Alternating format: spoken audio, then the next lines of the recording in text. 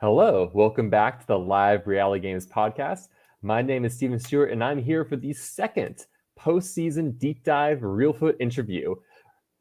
This man has been my guest once before, and I'm super excited to have him come back. Frank, how are you doing today? I'm wonderful. It sucked that we couldn't do it last night because I was ready to go, but we're here today. This is pretty much the only reason that I play Reelfoot is so I can have these interviews with you. So excited. I am glad that I am a net positive to the Reelfoot experience. And honestly, like this is part, and I get so much joy out of this too, because I love hearing about the games and experiences and just everything y'all go through. And a little part of me wishes I was out there with y'all, but ooh, it might have been a massacre for me. I don't know. I wish you would have been out there. It would have made it a lot more interesting. So 2 years ago, Frank, you played your first live round game ever, I believe, correct? Which Yeah. was Surviving Reelfoot Bluff Ranch. You got blindsided by your original tribe in that game. Talk me through. You've had 2 years to really process the experience. Have you come to terms with it? Was there anything new to you that you've kind of realized over the years with that experience? Yeah, I feel like there's been a couple times in my life where I've had an experience that kind of changed how I think and formed who I am. And Mm-hmm. one was when I started LARPing, and another one I do think when I started LARPing, I found out a lot about myself and the Mm-hmm. power that I had within me. When I started playing live games, I really started to, it opened the way I look at other people. Mm-hmm. Before, I guess I thought that if you weren't similar to my mindset and who I am, like that those strengths weren't really valid. But by playing Reelfoot, I realized that a couple different things. One is that you can learn something from literally every person that you come in contact with Mm-hmm. on this planet. And another thing that it really opened my eyes was, and I believe in the law of attraction, and outside of in the normal world, I use that. And what I realized in games through the course of my career is when you put out negative energy towards another person, you leave that negative energy in your own bubble and Mm-hmm. it attracts other negative energy. What I did in other games, Hogwarts was one of them. I tried to limit that negative energy I was putting out and it paid off there. And I was trying to do that when I come into Reelfoot this time was just focus on building things at camp life, uh, tribe dynamic, social game. Just focus on positivity and things like that, and consume my mind with it instead of numbers and strategy and who's with who. Um, and I felt like when I was doing that in this game, I wasn't getting a lot of attention or negative energy coming back at me. And it seems like when I went on the offensive, which we'll get to later, that's when like shot in the darks happened and things like negative energy came back at me.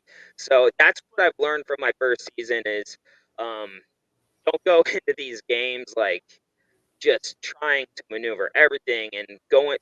When you first go out for your first time, you're like you've been wanting to do this your whole life, so you're just like 100 miles an hour. Got to be in every strategic plan. Got to go hard at every challenge. The most successful I am in games is when I throw challenges. So yeah, that's what I've learned. I mean, and what makes Reelfoot interesting is that you have that first almost 2 full days plus, depending on how your tribe does, to really get to know people and really kind of sink in into the social game. And because the game, you don't need to play hard from ground zero because you have that gift of time. It's not like Yeah, you're. It's like the game starts 3 hours later. Tribal council. It's not like that. yeah, and you bond a lot when you take away the distractions and you are with people Mm-hmm. 24/7. You can really dig in your claws like emotionally and bond with people where it makes those decisions in the game way harder later on. We were talking before we started that over the past years, you've had some chance to play some other games. Big Brother Hogwarts, Cocopelli, two seasons of Mayhem Manor. And so you feel like those were opportunities to kind of put into practice what you learned at Reelfoot? Yeah, that's the thing. The unfinished business. I really didn't feel like I had a lot of that coming into this season. I felt like I went out and finished some business from my first season. when I went to Hogwarts, I really tried to change my strategy, Mm-hmm. be heavy on social, put together people, and then not do a lot of strategy, throw some things, um, and that paid off. Coco Pele was the same way. I just tried to. That's when I really found the the building things at camp. I found out that when I focus my energy on that, like it goes over well with the tribe. It occupies my time and it stops me from talking because I'm one of those people that if you sit back at camp and no one's talking, I'm going to be talking, and I know that that doesn't always go over well with everybody. So you get the call from Reelfoot that they want you for a returnee season. What do you do to prep?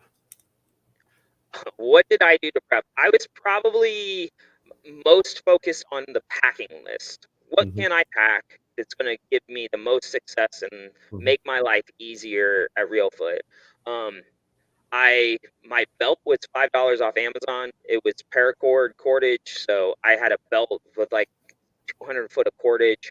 My bracelet was actually a, a saw that I had a wire saw that I had wrapped up and then put copper wire over to make a bracelet out of. Um, yeah, I instead of tennis shoes, I brought rain boots that were way more beneficial because I could just run in my water shoes, waterproof socks. My pants were built for like the Arctic, so it was like I was wearing a pair of yeah, the Yeah, because I pants. Those noticed when you got eliminated, you just start like taking all these clothes. And I think Carlos was the real beneficiary of everything you were shedding at that moment.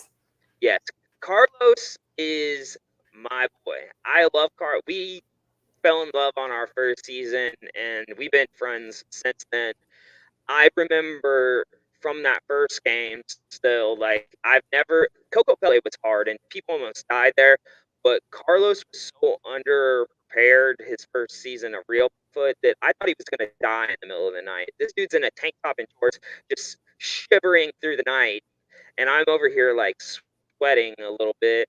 So when I left the game this time, I was like, I'm gonna make sure that my boy has a poncho and the warmest pants that you can find, which the pants were like wearing a sleeping bag on your bottom. So Quick shout out to all the people who are in chat here. We see Travis Rindler, James Hayden, Lydia Martin, Peak Morgan, Sherry France, Carlos is here, Chris is here too.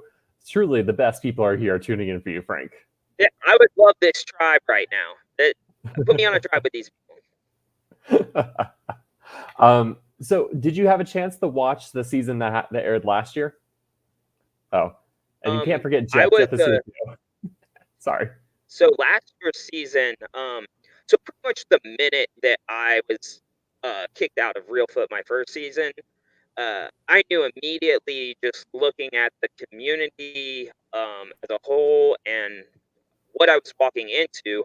I knew that after my first game, this is when it all begins. So I've been planning for my Real Foot return since the minute I was evicted, whether it was being on production, practicing the challenges that they have, seeing all the supplies. Um, I got the opportunity last year to be a handler, so I was behind the camera. So not only was I learning from one of the best live reality game players of all time, Angela, I was behind the camera watching her do her magic. So I learned from her. I learned from every player that season, really. And the main thing that I was really hoping for didn't get to really play with it was mostly blue that came back this season, but I was hoping it'd be some yellow because I feel like subliminally I was programming them to be able to walk up on their strategic conversations and them being comfortable about it because I'd done it all last year. Every conversation they had, I'd just be able to walk up with my camera. There was even times as a handler that I wouldn't even be recording. I would just have my camera up like I was recording, like just walking up on them, following them around, just to get them comfortable with it. I love the idea of priming the season 10 cast to be acclimated with you just being there and behind them listening. Yeah, sadly, I was a yellow tribe handler, so there was only a couple of them that I got to really follow around. Yeah, So, yeah, but because like we had like the only returning players I think from season 10 were all blue tribe, right? yeah, Yeah. yep. So I did get to handle a little bit with Megan, Ash, because they were swapped. I think and after merge, of course, the people. James says, "Are you really? You're sad about being his tribe handler?" No, I loved having the yellow tribe. I just wish the yellow tribe would have came back for season 11. Would have made it a little easier, and it would have been able to see if that really worked. What I was So, trying to do. who were you hoping to see in this season? Like, who are you? Who would you want to see there, or people you Um, didn't want to see? there was really nobody I didn't want to see. Mm-hmm. I mean, I didn't want to see any past winners just because some of them are scary and some of them I've played with already a second time, and I don't think it'd You don't want to go play with over Justin well a again? third time. I don't think it'd work a third time at all. But there, from my season, I would have really liked to seen Chris and Mike. I really Mm-hmm. would have liked to play with them. Chris, he made his mistakes on our first season, and I would have liked to give him a chance to redeem himself a little bit. And then Mike, we never got to play together when it was our season because we were separate tribes, and I didn't make it far enough. So you arrive at the game, and so to my understanding, you kind of had like there's the kind of the lunch that happened beforehand. Is that the case? What was that? There was some sort of preamble lunch before the game started going. I'm not. There was. It was. I got there kind of weird because I work Okay. night shift, and when I was on day shift when I put in the vacation and planned for this, then they moved me to nights like 2 weeks before Reelfoot started. So I worked up until midnight on Friday, drove 4 hours, got to the property at 4 in the morning. Parker let me in, and I slept. I showered and then slept until 10. Woke up at like 10, went downstairs, and what's crazy from the first season I played to this season was my season, we didn't get everyone there until like noon. Like people Mm-hmm. trickled in slowly. Like between 10 and 10:30, 90% of the cast was there for this season. Like no one wanted anyone else to be there without them, I don't think. So yeah, I know there was people traveling together. I think people hung out the night before. Mm-hmm. Um, they'd released the cast without warning like a week before the game. So I don't think it really impacted a lot of stuff the day Mm-hmm. of or the day before or the night before because people had already started talking when that bomb was dropped on us. So, looking from your original season, right, we have Todd, Lydia, Taylor, Skylar, Carlos. Three of those players are from your original tribe. I don't think you had a chance. I don't think you met Taylor and Lydia in your season, right? At least during the game, right? Yeah. And so, Taylor and Lydia, although I didn't play with them, they are actually part of the Apex Mhm, like creation team, the people that are putting it together. So I felt comfortable with them, even though mhm. I had never played with them. As comfortable as you could feel playing with Taylor, because if you're sitting next to her at the end, you lose. But I felt comfortable working with her for a long time in the game. Mhm. Uh, So, talk to me about Todd because Todd noted you made it in the final tribal council speech, right? Todd was like, one of my unfinished business was wanting to work with Frank. Yeah, the Todd father, the flags at half mast on the staff because he didn't get the chance to really play with me Hmm. this season. But yeah, we he talked about it a little bit in his interview. But the season that we were voted out, I think, like at the after party, I talked to him that year about forever together again. Like maybe we can work together. And then the following year when I was on production, we're both doing playing a mini because minis happen pretty frequently at these games if you're on the production side. And I mean, it was me standing up on a stool in the middle of the house, like, Todd's a liar, get Todd out of the game, going back and forth, carrying on that thing. And then afterwards, he's like, hey, if we ever get called back, I think we could work together. And I said, definitely. I said, no one will see us sharing information. So if we do get the opportunity to play together and we're at a point in the game, we could kind of, uh, I was envisioning it kind of like the Golden God, and what's his name from Australian Survivor on Hmm. All Stars when they kind of played both sides, kind of picked each other's players off and kept each other safe. Yeah, That's the what I football player, the try to football keep player, that right? in that. Matt Yeah, Rogers. I can't remember. Yes, yes, Rodgers. Yeah. So I was envisioning, I was trying to leave the door open for that possibility if it did happen. But sadly, we never got to see that play out. Yeah, because even Thomas mentions like me, it's like we would try to work with each other, but like, would we actually have? And so it would been fun to see the two of you Um, reunited. so I would have had no problem working with Hmm. Todd, as long as it was in a setting where I knew that I had the social Hmm. capital over him, Hmm. which I feel like at Merge, if I would have made it Merge, I probably would have. Hopefully, Yeah. that's And what I see, envisioned. you mentioned you're tight with Carlos. What about Skylar? Skylar and me are good friends. Like I said, there's a lot of minis that happen in Hmm. between games and stuff. Um, I knew going into this, like me and Ame in the minis were always going at each other. Ame is a similar. I think we're more similar than we even realize, and I think that we knew at some point we were going to go against each other in the game. It was the writing was on the wall. Neither one of us wanted to make the first move, and I knew that Skylar and her were super tight, and I knew that there was really. I knew coming in the game it was going to be very hard to work in any faction with Skylar, and then at the point that we did get together in the game, I I love Skylar, but she cannot lie to me that well, and like I was not feeling everything she was saying was 100% truthful in her motives, and like she made the comment of like saying she'd be okay voting on me, and I was like, I don't believe you. So talk me through the rest of the cast. Like, was anyone you saw and like, ooh, this will be a threat later in the road, or I'm really excited to work with this person? I mean, Josh is always somebody that's going to be a threat in puzzles in the individual part of the game.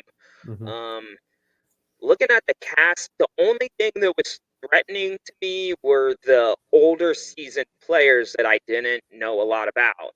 Hmm. Austin was one of them, Adam, Clark, Brent. Those were the question marks. It Hmm. wasn't that I was threatened by anybody, but they were the ones that I was a little more like, I don't know how this will play out.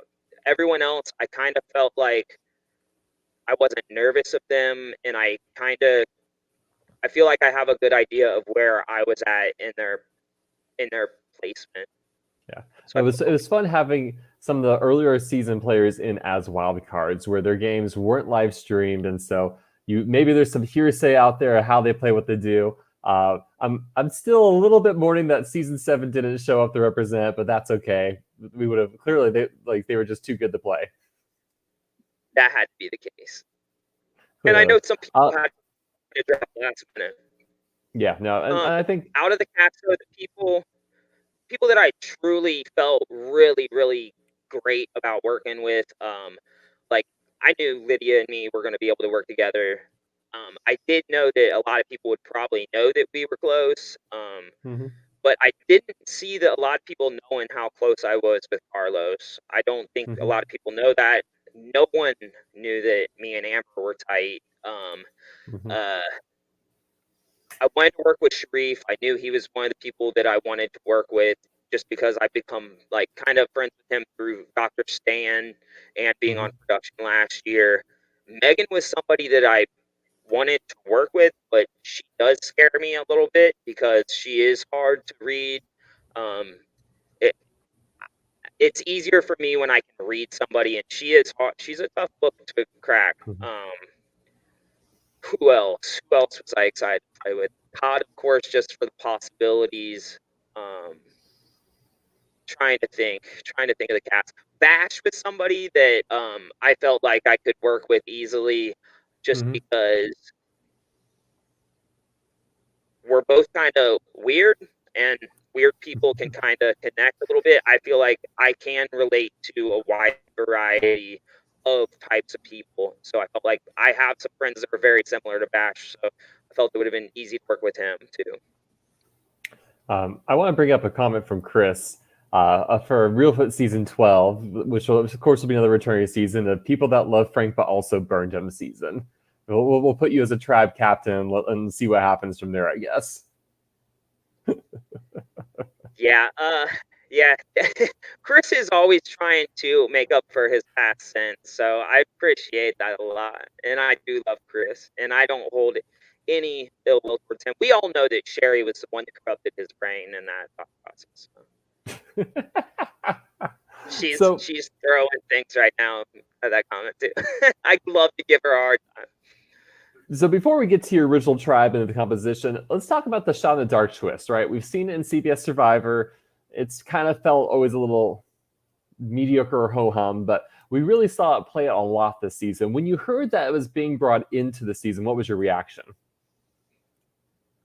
I wasn't worried about it because we really have never seen it play out to the extent that it did this season. We've had it on how so many seasons of the new Survivor, and it hasn't happened once. I think maybe Uh-huh. I think once, right? It's triggered. So I was at 4 tribal councils this season, and 50% of them it was successful. So it was something that I didn't factor in enough. I wasn't threatened of Mm-hmm. enough, and I guess that's what cost me. And I'll give you my thought process on that round when we get there, because I had this gut feeling, but yeah. So we have a question from Brady. Uh, I guess if you could remove two people from this cast uh, of who you think should have come back, who would it be and why? And feel free if you want to pass this question to do so. Yeah, I don't think there's so if I'll answer this one because I think I can answer it and not hurt any feelings because I don't think there was anybody not deserving to Mm-hmm. be there.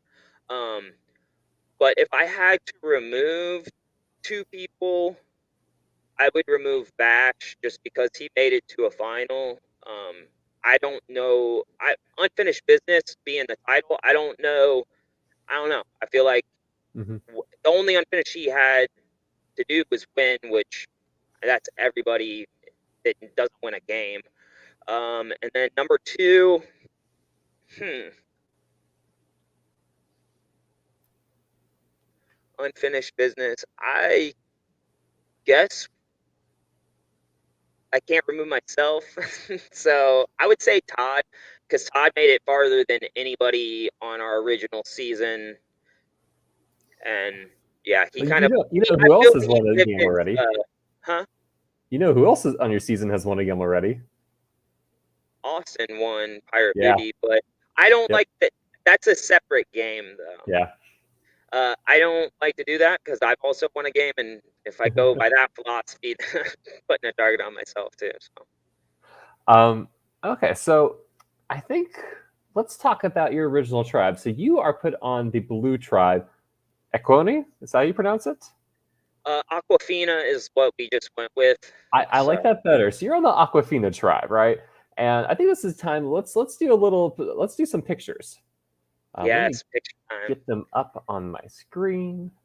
So real quick property of the last 2 years. The the levels of camp are drastic. Like I was on the worst camp, although season 10 thinks that they had the worst camp, but Rutherford camp was the worst camp known, man. It was like a 2 mile hike, no light, just not no level ground. It sucked. And so this was actually the camp that I got this year was the closest camp to the challenges. Where it was where tribal council was previous this last year. It Mhm. was just the environment alone was nice because it had been picked over for firewood. There was just a lot of resources there. And this is my master work right here with my bench. It's kind of the crown jewel of my builds in all my live games. Coco Pele, I did a lot of building, but nothing of this size and scale. It was a full couch sectional, had the chase lounge, had a perfect armrest over here. We would even on the back be able to put our toilet paper rolls on, so we had a nice little headrest. And you can't tell the comfort level from this, but every log that I did for that seat was positioned where it would kind of shape to your butt. So it was very ergonomic. Very proud Um, of that. Go ahead.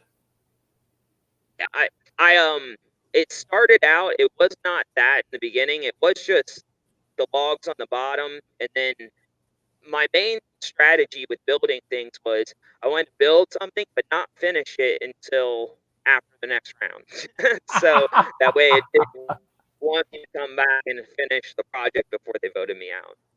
I just played a game with a guy who's a storyteller, and he has these great campfire stories. And post game, I'm like, you should just Arabian Nights it, right? Every night you tell a story, say, "Oh, I'm gonna finish it tomorrow night," right? And then you finish it, start a new one, and you just keep dragging it out to keep people that want you in the game that way. I love that as a strategy.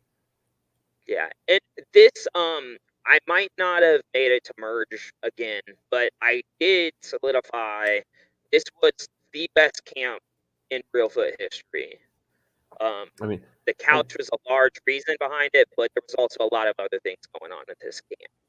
we're gonna show some more pictures so we can see the couch in its glory without these people on top of it. But would you rather go through the pictures now, or do you want to talk about all the people in this photo? Um, we can talk about the people in this photo because this was I felt I was on like the production plus Josh tribe. It was a lot of overlapping connections. Of Mm-hmm. course, Ame and me are on a tribe together. I didn't know how that was going to work. Me and Nate we were on production together, but we never like became close. So one thing I will say that really blew me away this season was I I fell in love with all these people right here. Mm-hmm. Me and Ame even are like way better friends now than we were before. I love every single person on this tribe. I learned so much more about Nate this year. He is so funny. His humor, I love his humor. It catches me off guard. It comes out of left field, and it's on point humor. And he's way smarter than people give him credit for. And what really gets me is like out of everyone that I've played a Survivor format game with, I've never felt that somebody could outlast me in the woods. But Nate, like I go in prepared, like, and that's what gets me through it. Nate can just survive anything. This man can sleep on the ground. He can walk around barefoot, like feet all dry and cracking, and like he can just endure anything. He's a specimen, and he was someone I was worried about being able to be stronger than me in the later version parts of the game. Mm-hmm. Um, Reynolds. Reynolds was someone that, like, coming into the game, I was nervous about a little bit because I know I have a good relationship with Reynolds, but Reynolds has a good relationship with a lot of people. And when we play these minis, he is very sneaky, and I was nervous because I didn't know with all this overlap on this blue tribe. I thought the dynamics here were hard for me. One, I didn't want to lead the charge on anything like I did last time because I didn't want that negative kickback. And at the same time, if I felt if I did want to make a move, Reynolds was one that I thought was a variable that I didn't know that I could get away from people like Ame or Austin. Mm-hmm. I felt in my heart that if I had Amber, I'd have Reynolds, and I think that probably was exactly how it would play out. But I fell in love with Reynolds even more than I thought I already did on production. And Josh, I loved living with him. Even though like one thing I've learned in these games is I am not easy to help. Like when I'm doing something, I'm not an easy partner to work with because I have this vision in my head and Mm-hmm. it's not complete. When I start a project, I see something and I'm piecing it together kind of as I go along, solving the problem in real time. And Josh is so nice and so kind that he's like, "Can I help do this? Can I help do that?" And I'm like, mm, no, you can't. I thank you, but no. I don't even know what I need right now, so I can't tell you how to help me. Um, so that it was hard. Um, and that's also I know Carlos isn't in this picture, but that is what makes me realize Carlos is the best helper for me on projects. He knows exactly how to help me and not like kind of get in the way. He will follow me around and he's there. He'll like when I pick up something, I'll like chop down a tree, find this thing. He will be right there and he'll be like, "You want me to carry that back for you?" So then I can move on to the next part of like the creative part. Like so, Carlos, shout out to you. Best helper I've ever had on projects. Josh, I'm sorry, I love you, but maybe one day we can get in sync on a project. But yeah, I felt so bad saying, no, you can't help me, like, because I wanted to give him something to do, but I just couldn't. Austin, on this tribe, Austin was somebody that I'd never met really. I met him for like, I think one night at Dr. Stan's, he had came for the first night and then had to leave the next day.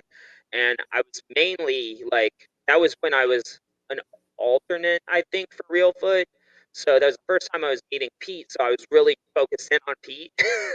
The first time I met Pete, and it was his birthday, so we were doing everything for Pete. And Austin is not really like a loud person, so I didn't really get to know him well.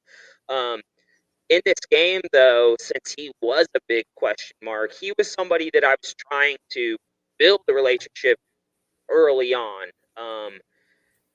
I knew that he's like Pete has like a top three, and I know Austin is in that top three, I believe. So I was trying to bank on like our bonds with Pete to kind of grow a relationship with him.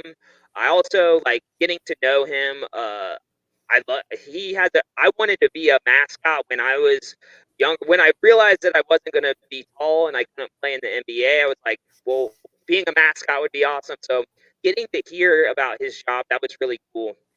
And one thing I tried to do with Austin that I think might have backfired and made him look at me a little more skeptical was uh, I did this once before, and it was actually left over from Coco Pele because I wore the same pants in Coco Pele. But in Coco Pele, I had my hoodie receipt that I had ripped out, and on the tag of the hoodie it said "Final two deal receipt with Frank." I gave that to Travis. And I had a second one for Coco Pele that I never used, and it was still in my pants. So when we were on this tribe, I ripped that thing out, gave it to Austin when we were away from the tribe talking together, and I was like, I want to work with you. And I really did mean that. I wanted to come into this game with some relationships that I knew and that I could trust, but I also wanted to come in this game and build new relationships with people that I'd never met or played with. Austin was one of them, but I think that might have threw up some alarm bells in his head when I did that.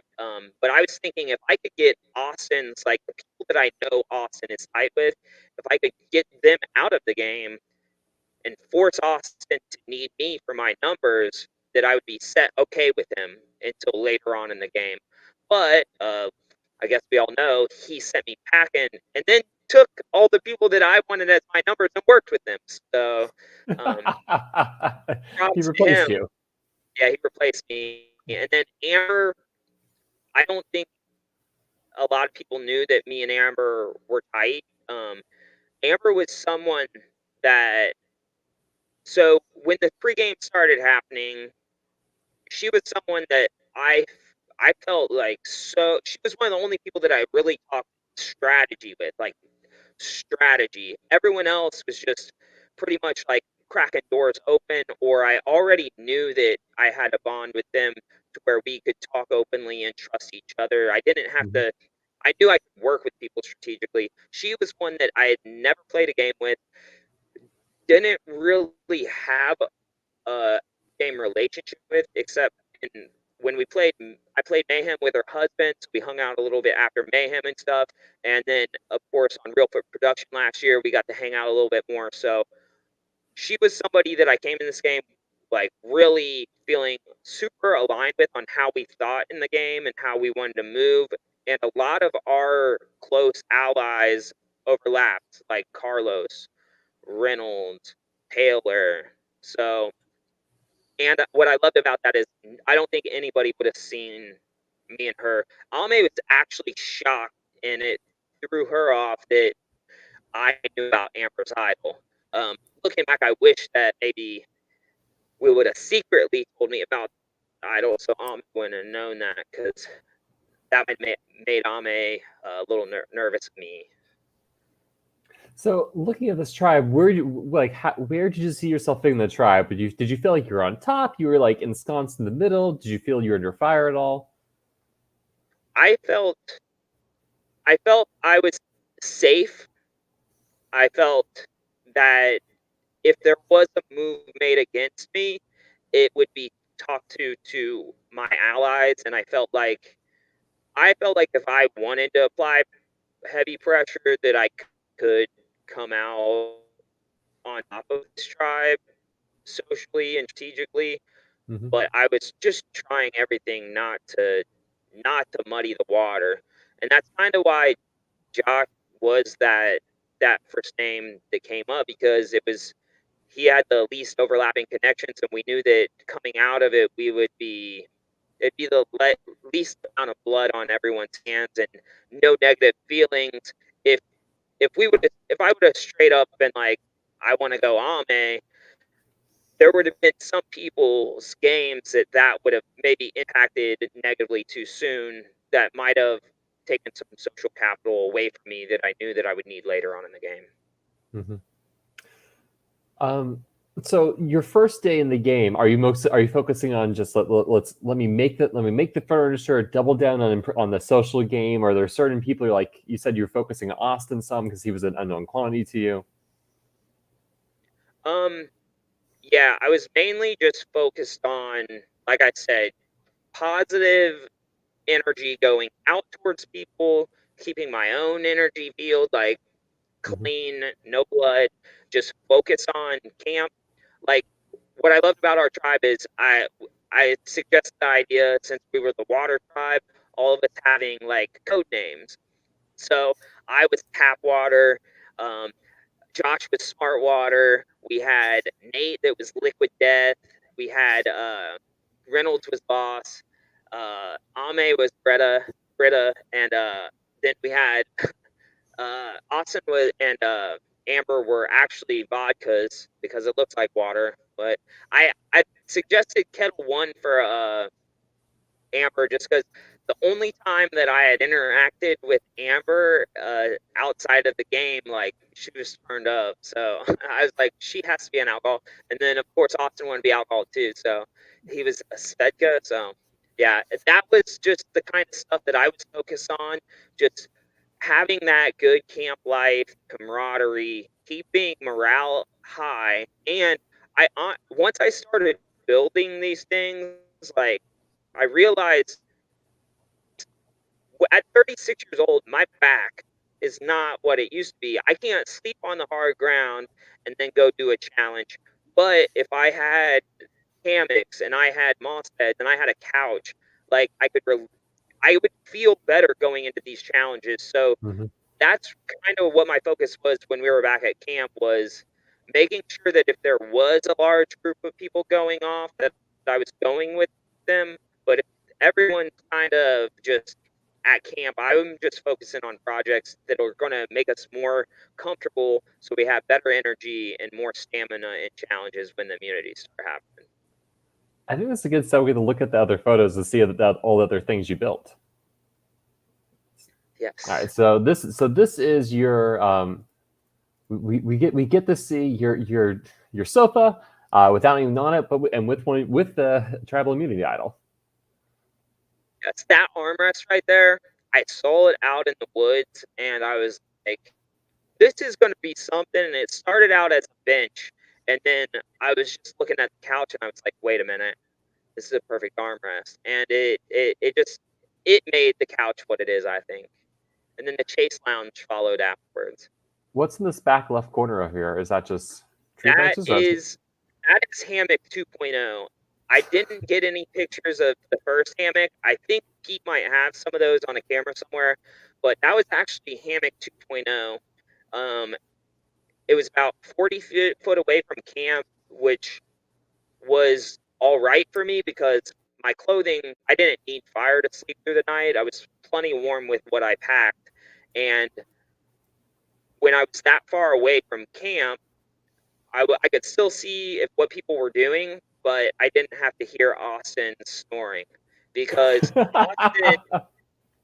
So I'm convinced that Austin is one of the X-Men, but he just has a real shit power. He can fall asleep within seconds. I'm not kidding.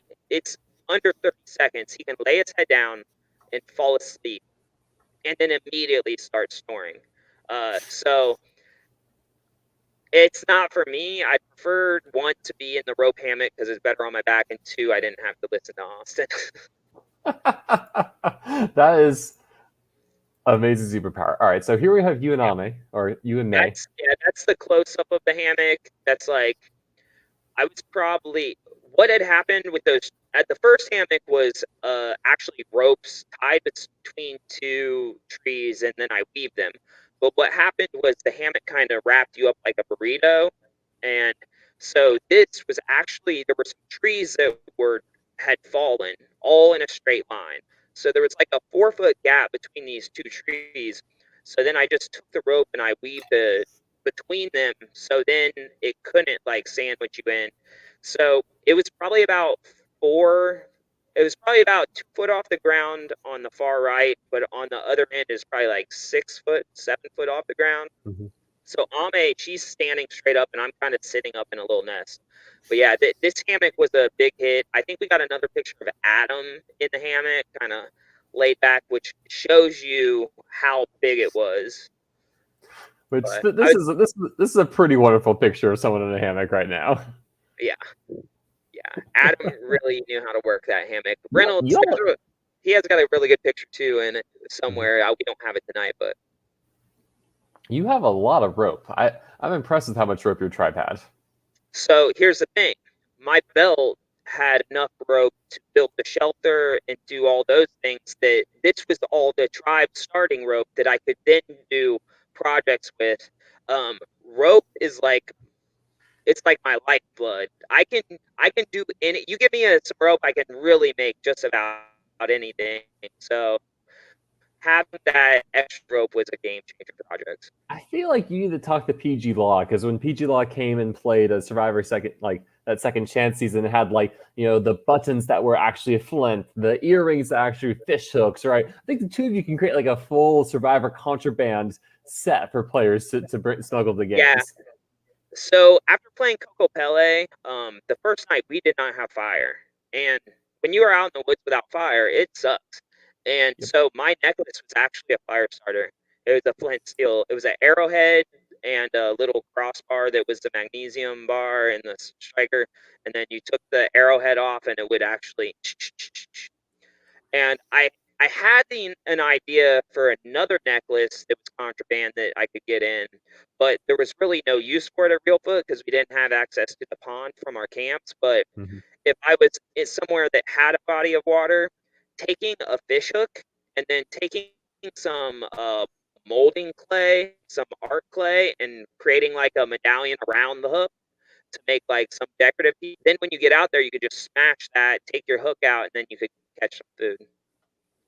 And if your necklace was fishing line, you could make a necklace part out of fishing line, so you have the hook and line right there. I want you to play Survival Challenge just to see how much you can smuggle into that game because that is the one game where they like pat you down, they like check all your stuff, and they go on like witch hunts if they smell contraband in the game. It would be entertaining for a viewer at least. Challenge accepted. I think I could get past them on a lot of things.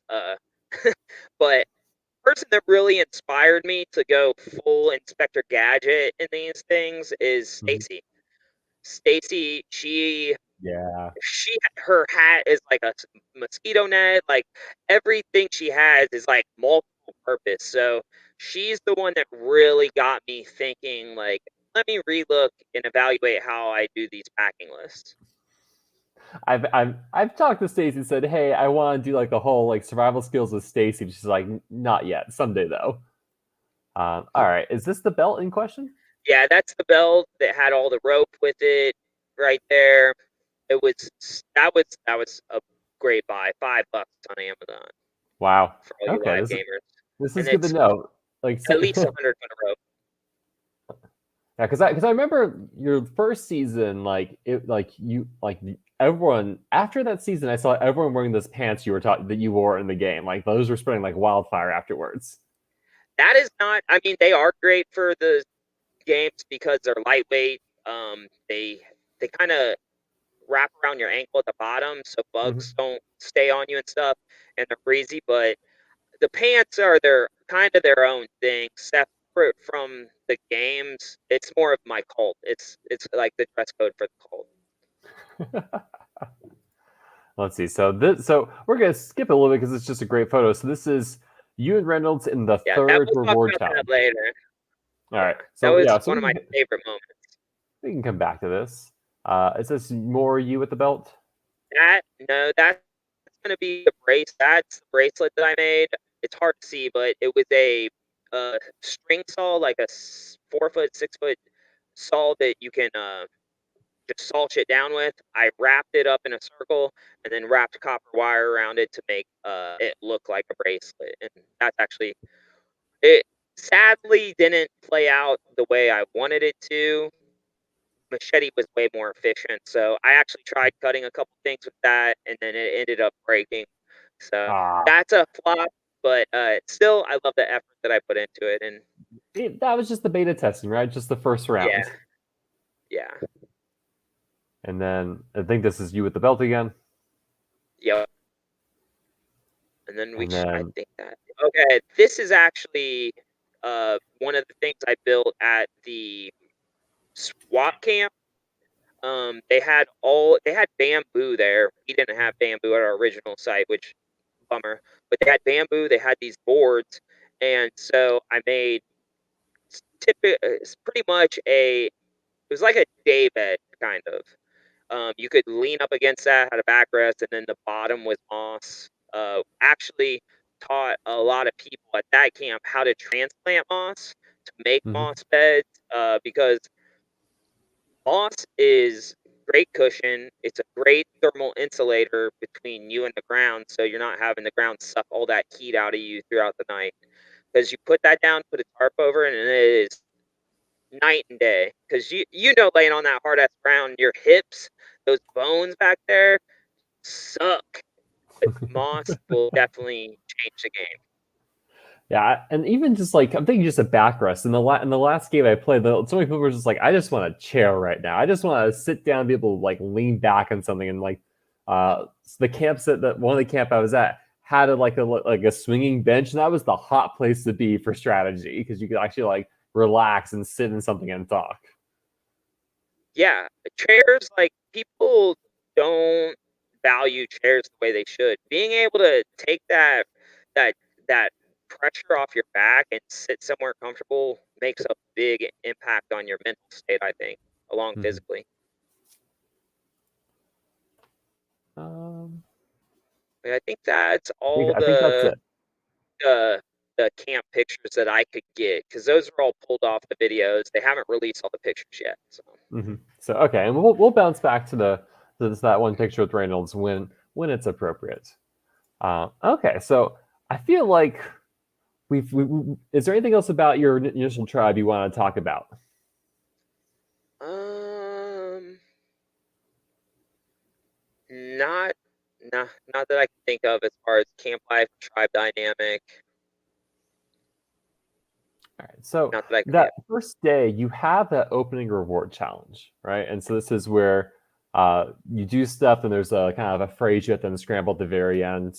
And I believe Red Tribe at Scylla takes the victory there. Um, yeah, it's all fuzzy because reward challenges, like I said, the more I throw challenges, the better I do in games. I'm in those starting reward challenges, I'm not concerned. I'm not really like Mhm, focused. I'm not competitive because I know when I flip that switch to competitive mode, mhm. people start to look at me. I start to leave a nasty taste in people's mouths. So I was kind of just walking into those like, what do you guys want me to do? Never gonna put myself in like a hero roll. Don't really want to show all my cards, because the good thing about my career is Reelfoot, I was eliminated early, so no one saw me in individual challenges. In Coco Pele, a lot of it didn't get filmed, so my strengths and weaknesses are still questions to some people, and I want to keep it that way as long as I possibly can. So, Frank, what are your strengths and weaknesses? No, I'm kidding. You don't need to answer if you don't want to. I will tell you my Achilles heel. I'll tell you all my weaknesses. I like to keep strengths a nice mystery, but my weakness is spelling. If it's got spelling in it, I am not winning that challenge. It would have to be a miracle. I'm dyslexic, and it's just a bad day when I see like phrases and words or spell the biggest word. Like, sorry guys, I'm screwed. So you walk in and it's a Wordle challenge, just like, I'm out, not winning this. I'm out. Anything else about that at the first day and first night? Anything to note happen at camp as you're getting to know people? No, I mean, when we got to camp, it was just like the difference between like a returning season and a first time season. Like, we didn't talk really. We all went to our projects and got camp done, and then we were set up and ready. It was very efficient. Nate had that fire in under 2 minutes, I think, once we got back to camp. That was really, I will say that the best thing about starting on a tribe with Nate, I think without Nate on my tribe, you don't see a couch. You don't see a hammock, because he did all the fire stuff to where I could save calories to do, and calories and time to build things. So thank you, Nate. Couldn't have done the couch without you. Well, day 2 comes, and day 2 is going to be 2 more reward challenges. The first challenge is a memory match challenge. How was that for you? Memory match. What did I have to do on that one? You have to flip tiles, and if they matched, you got stuff. Oh, yeah. That challenge, I hate that challenge. The fact that they're all scattered, there's no grids, it is really hard. And I felt like in that challenge, the first 25 tiles we picked were all brand new tiles, and I'd never seen that image before. I think it was a reward challenge. Like, I didn't care if we won or lost. But the big takeaway from this challenge was, before we went to that challenge, as a tribe, we were talking about the other tribes. And if it was to be like our tribe and another tribe to team up on a color, what tribe would we want to team up with? Mm-hmm. Of course, in my mind, and I think Amber was a part of this conversation, and we were at the fire, all of us, and I'm looking at Amber, and we're talking about this with the group, and I'm thinking in my mind, and I know she's thinking, let's work with red. If we get the opportunity, let's red and blue team up, because that's where a lot of our numbers are. And Ame was like, I think we should help the yellow tribe. And we're like, yeah, sure. And in our minds, we're like, no, we are not one to help the yellow tribe. And then we get to this challenge, and she goes to the yellow tribe, and she's like, we want to team up with you and work against red. And at this point, no one had been out of the game yet, because we were expecting the yellow tribe to be kind of a hot mess in challenges. We thought they'd be the ones going to tribal council over and over, not red. And it wasn't lack of talent on their tribe. It was just looking at the personalities on that tribe. I wasn't so well. The communication would be there in challenges, but they shocked the hell out of me and ended up being the dominant tribe. But that's what I was thinking. But she went straight to them, told Skylar we want to work with them. That started spreading around way too soon. I think she was even like, Ami was even like, when Skylar was going, she was like nodding her head, like trying to help her get shapes. And I was like, what's happening? That was for me, the more important part of that challenge is seeing that happening rather than whether we win or lost. I will say the sending people away, that was a big part of that challenge that made my alarm bells go off. And I was like, okay, they're going to have idols back. They're going to find something at those camps. Who was sent back from your tribe? Or was there anyone? no one was sent back early from my tribe. Adam was sent to my tribe when we went back. Mm-hmm. How was that? Um, uh, it was messy. Um, so he came there, pretty much badmouthed the shit out of his tribe. Uh, we, we knew that there was an idol going to be at that camp when we got back. So the girls actually went down. Amber found it within a minute, I think. They went down to go pee, got it, and then we were back up at camp, talking to Adam. And then when we find out later, he goes and tells everybody that we were like scrambling, looking for idols and stuff, and it was completely up. I after meeting Adam and talking to him at the camp, like the dude's got charisma, seems enjoyable to be around. I was like, okay, I might want to work with Adam at some point and try to have a working relationship. But then when I found out, like, that he had got, I just felt it was a little messy, which Mhm. put him like, if I was not going to work with him later on in the game just because of that interaction and how that turned out. But it Mhm. started off great first impression and really enjoyed him being there. It wasn't until after I found out what he relayed back is when I didn't want to work with him. When you're talking about wanting to work with the red versus yellow tribe, who on the red tribe were you eyeing as like more potential allies than the yellow tribe? Oh well, it had Taylor, Carlos, Lydia, and Sharif. So it's Yeah. like Okay. I want that four. I was hoping that that would be the core four out of the seven there, and that Mm-hmm. yeah, and it You looked like mean it was working out like that. Todd and Skylar didn't outweigh that? No, no. Lydia, Taylor, Carlos, Sharif, like I knew that those were four people that I could definitely talk game with and have the opportunity to work with.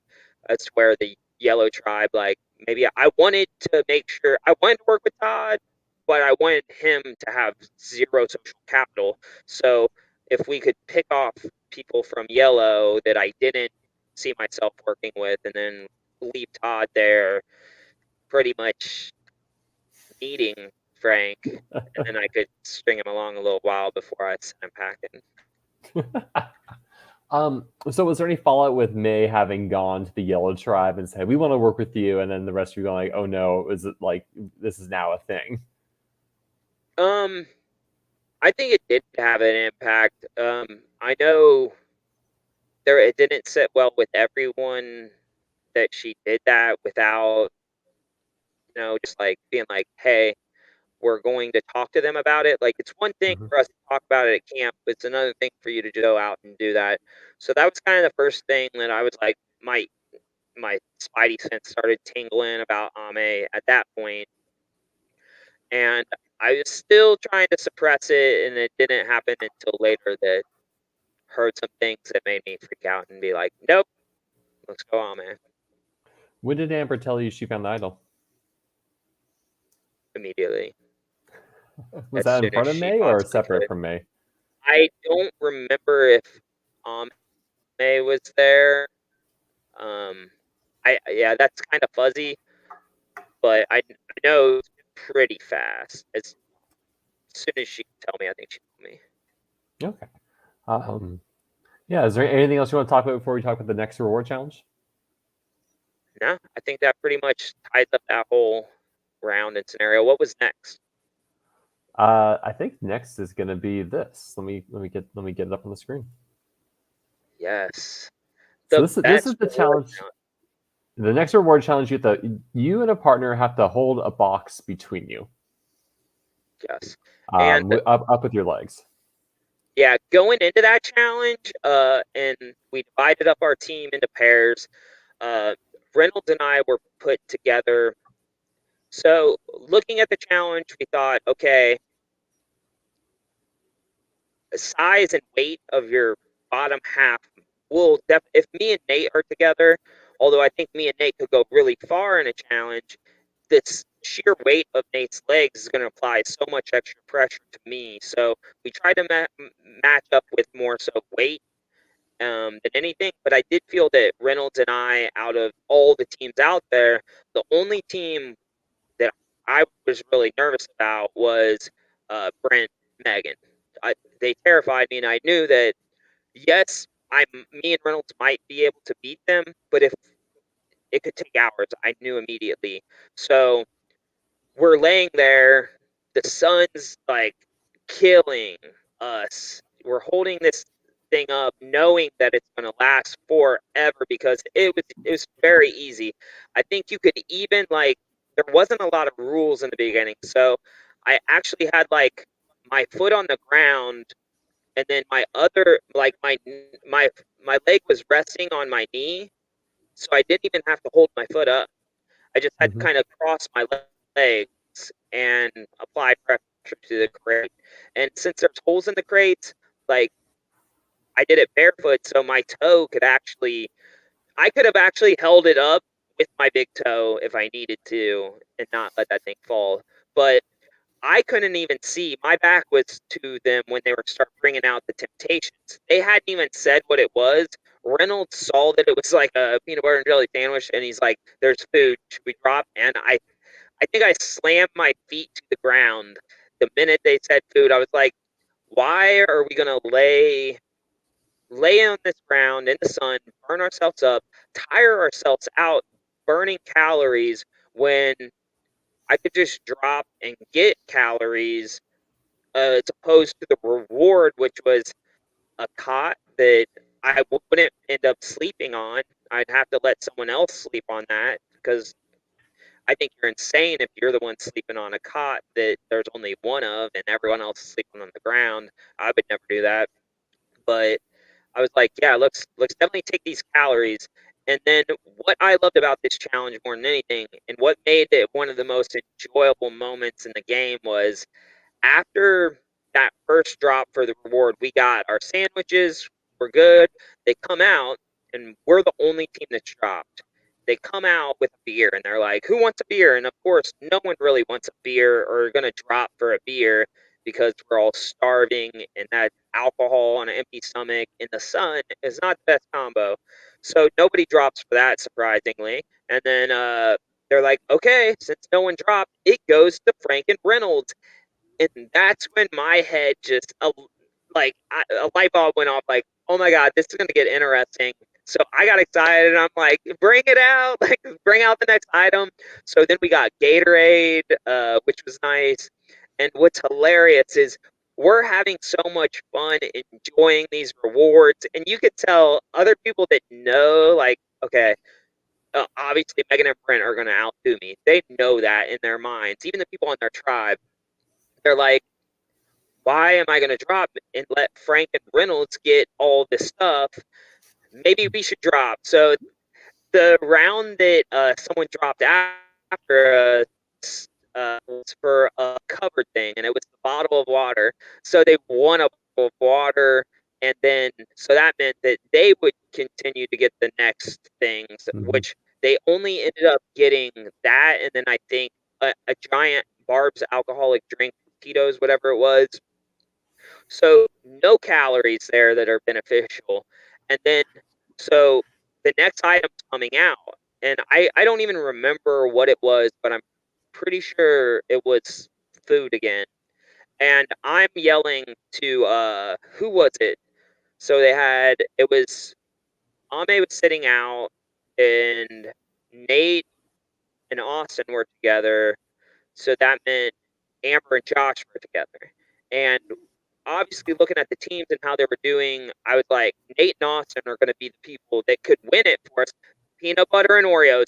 I was yelling like, drop, drop, drop, Josh, Josh, drop, drop, drop, drop, because I knew that those calories were way better than them sticking around, and I didn't want them to go to, I think it was Skylar and Carly. I was like, drop now, and they did drop in the last minute and was able to get those calories. So our tribe walked away from that challenge.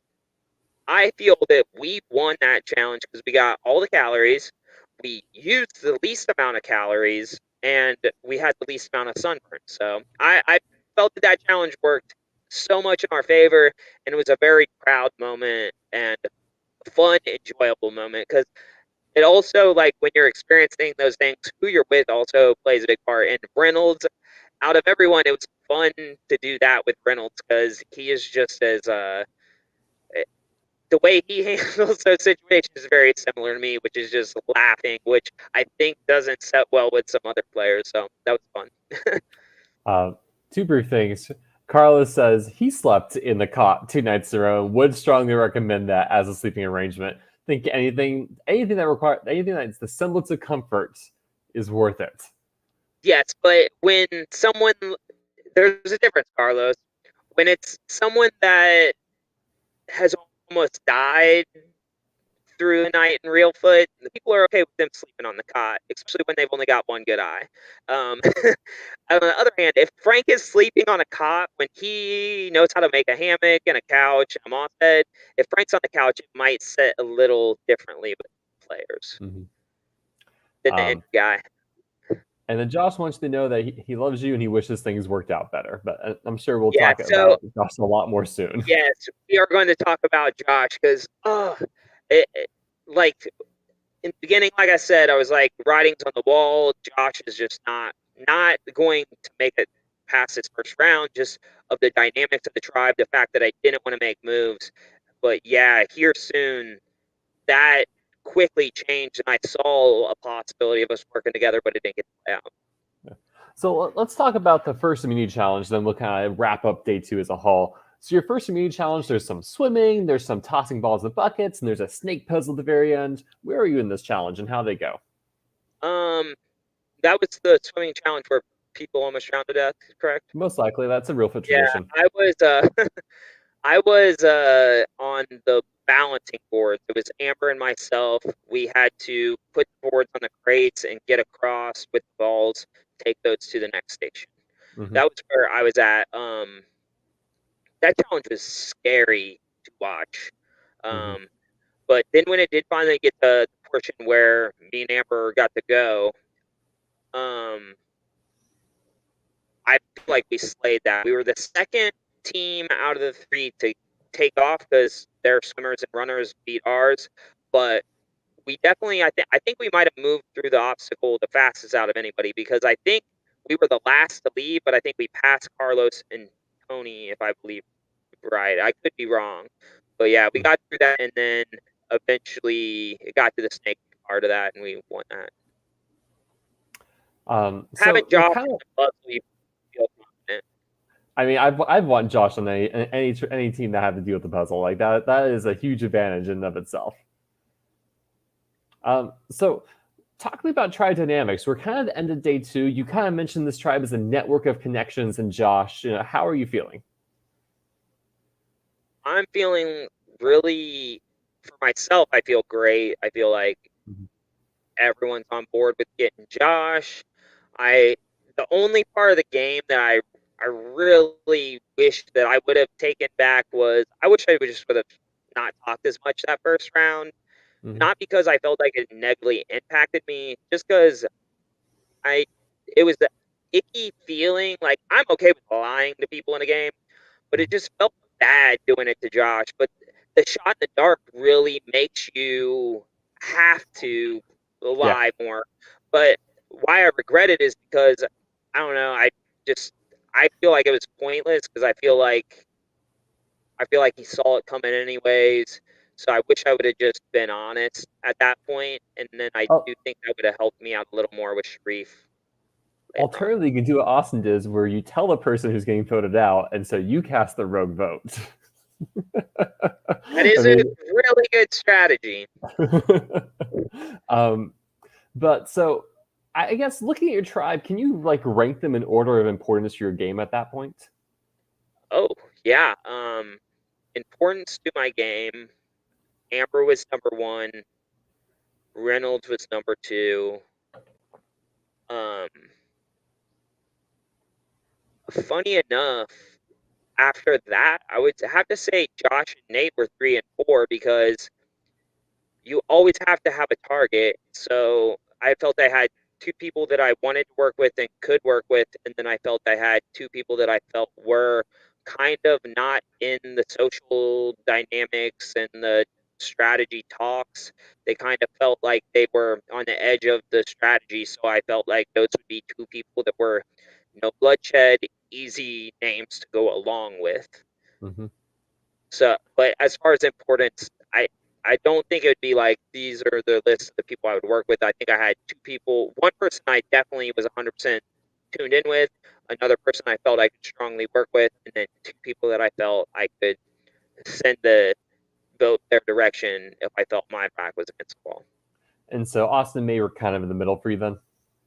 Yeah, Austin May was, I like I said, I think it was writing on the wall from the beginning. It was not if but when. I didn't want it to be early because I didn't want backlash, and Mm-hmm. backlash is what I got. And so regarding at this point in time, like, has there been a lot of strategy talk that's kind of been circling around Josh, or are people still tentative around that? So there was one point where it was the five of us without Josh and Nate up at the clearing talking strategy. Mm-hmm. And I felt like that was, once we got all five of us up there, I think we all felt comfortable with each other at that point to make a move on Josh. Since Nate wasn't there, the plan was that if the shot in the dark happened, we would have the backup of Nate.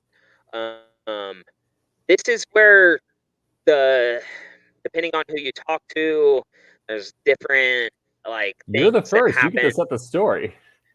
Well, I sadly I just have to go. I have to go on what people tell me. I think what I think happens is miscommunication and Mm-hmm. maybe misinterpretation of what people were saying could possibly be what it is. Um, but so apparently there might have been talks of Nate not being the replacement on if Josh didn't go through, but potentially me. Um, Mm-hmm. and that got back to me later after the Josh vote, and Mm-hmm. that's what kind of put me on the offensive. Do you know from at least from who were you told was the person that flowed your name out as the backup? Um, I so I was told from if I believe I got this correct, it was Reynolds and Amber and me up by the end of the trail. We were kind of talking about what happened and like the Nate telling like him to vote Reynolds to vote for him, and like Reynolds says like, well, Ame and Austin were thinking about you being the replacement. I assumed that was, Reynolds confirms this right now. Austin Ame wanted to do you in a revote. yeah. So when that came to my knowledge, I was like, fuck. But we're jumping a little bit ahead to Yeah. the later part. We can go Yeah. straight there if you want, but Well, let's kind of walk through day three, then we can get to the meat of the strategy there. So, day three happens. Sebastian's voted out from the Red Tribe. As a person you kind of mentioned, you might have had the one to work with, but is what it is. The next challenge you go to, this is a blindfold challenge where you're going to collect stuff, then you're going to solve a little like alphabet puzzle, and then there's this whole math sequencing with the collar and blindfold person. Where were you in this challenge? I was paired with Ame. I was the blindfolded one. She was the yeller. Um, I this is something that I've wanted to do this role. Be the blindfolded person running out in the field. I am a player that's not afraid to make physical contact with other players, and I'm pretty resilient. I may be little, but I'm pretty strong. So I was fine with running full speed through the field. Like if I hit somebody, I hit somebody. I don't care. I was going full tilt, and I knew that having Ame yelling, I knew that I could pick her voice out of a crowd. Especially what I loved was when I would be coming back in this challenge, she wouldn't be like straight, straight, or here, here, here. She would just scream bloody murder, like, ah! So I knew exactly where I was running back to. But it was funny watching those videos back of that challenge. Lydia pointed out, she said that I was running through the field kind of like Jack Sparrow from Pirates of the Caribbean, like how he runs when he's running away from people. That Yeah. they kind of look like that, and I definitely see the resemblance. But that was a really fun challenge, and I don't even remember who it was I was out there with, but I remember being out there next to somebody by the hay bales, and I mean, Carl was saying you were trying to run him over. uh, I was not afraid to bump into Carlos, but I don't know, it might have been Carlos, but we were manhandling each other out there by the hay bale. Like, I could feel this body, and I'm like throwing them out of the way. We're like crawling all over each other trying to find these damn pieces. And I almost did, I guess, apparently, like walk off a ledge to the pond a couple times. It was intense. It was Also, intense. real for tradition is people going to the pond during a blindfold challenge. Yeah, I just remember when you got far enough away, it was kind of hard to hear what the commands were that they were yelling. And then I just hear, Brian, stop! And I stopped, and I did kind of feel like a step down. So, and then watching the video back, like, if I'd have taken one more step, it was a pretty steep incline. I probably would have rolled down it. I don't think I would have fell into the pond all the way down there, but I definitely would have taken a nasty tumble. So your tribe wins this challenge, and Clark goes out. And finally, we get to the third challenge. This is the gross food eating challenge, where it ain't fancy feast, but maybe it's something else. Yeah, I was convinced that was cat food. So, 100% convinced. what do you know what it was? It was potted meat. It was just potted meat. Okay, well, it had kind of the shape of cat food, and I was like, I guess it's probably edible. How did it It taste? smelled like cat food. It didn't taste bad. Um, I wouldn't say it was great. Um, but it was I was happy I got it. I was waiting that challenge because they would, since there were people that were vegan, love the vegans because they would tell you the only thing they would tell you about the food is there's meat in this. Mm-hmm. So I was waiting for them to say there's meat in this because I knew no matter what the meat was, I was going to eat it. That's protein that I desperately wanted in my body. So I volunteered for the one when they said meat. They said it was cat food, and I was like, you know what? If this was a zombie apocalypse, I would be eating cat food anyway, so why not do it in Reelfoot? And I knew that 3 minutes was going to be an eternity to finish that little bit of food. So I actually just took my time, ate it, savored it, didn't rush because thinking it was cat food did kind of make your stomach a little off. It's a little off-putting when you think you're eating cat food, just thinking about what it could be, hoofs and like all kinds of parts. But no, that was decent. It was easy enough. I did it in 3 minutes. This challenge it was rough to have it end the way it ended. Um, I think they handled it the best. I think I think doing it over again with how close it was that first time was the right thing to do. I don't think you could just give it.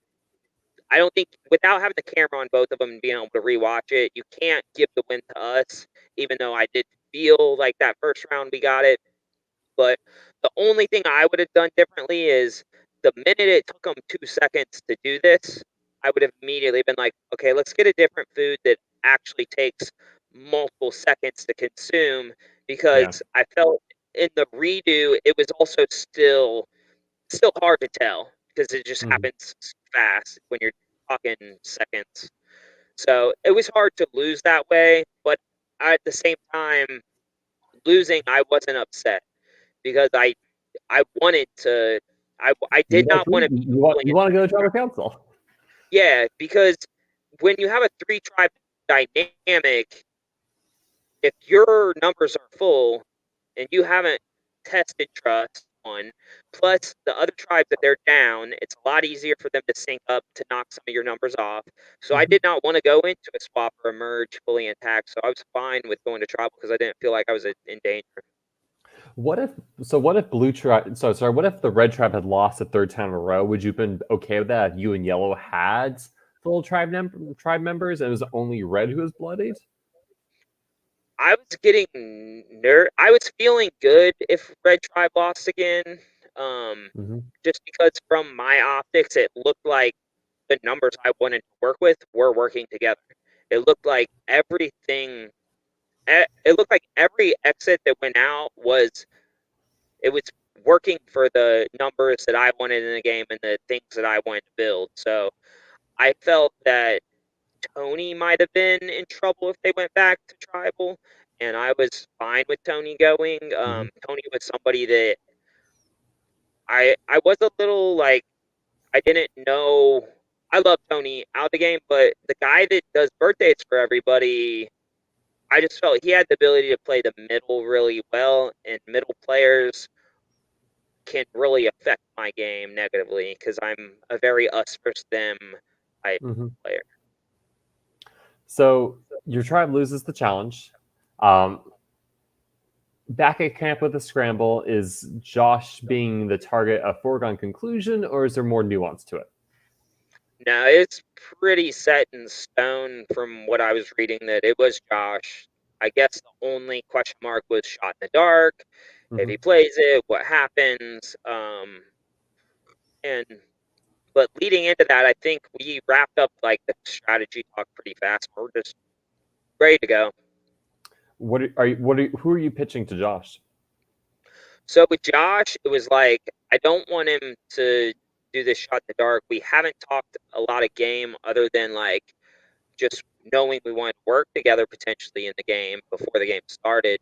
Um, so when I was talking to Josh, there were rumors. This is also something that I can't wait to hear on the deep dive, but there were rumors that Josh was like bringing up Ame's name and Nate's name. So when I talked to Josh, I was just like, so I'm hearing like Ame and Nate, like if we were to get a four, who do you think we can get? Like, do you really want to go after Nate?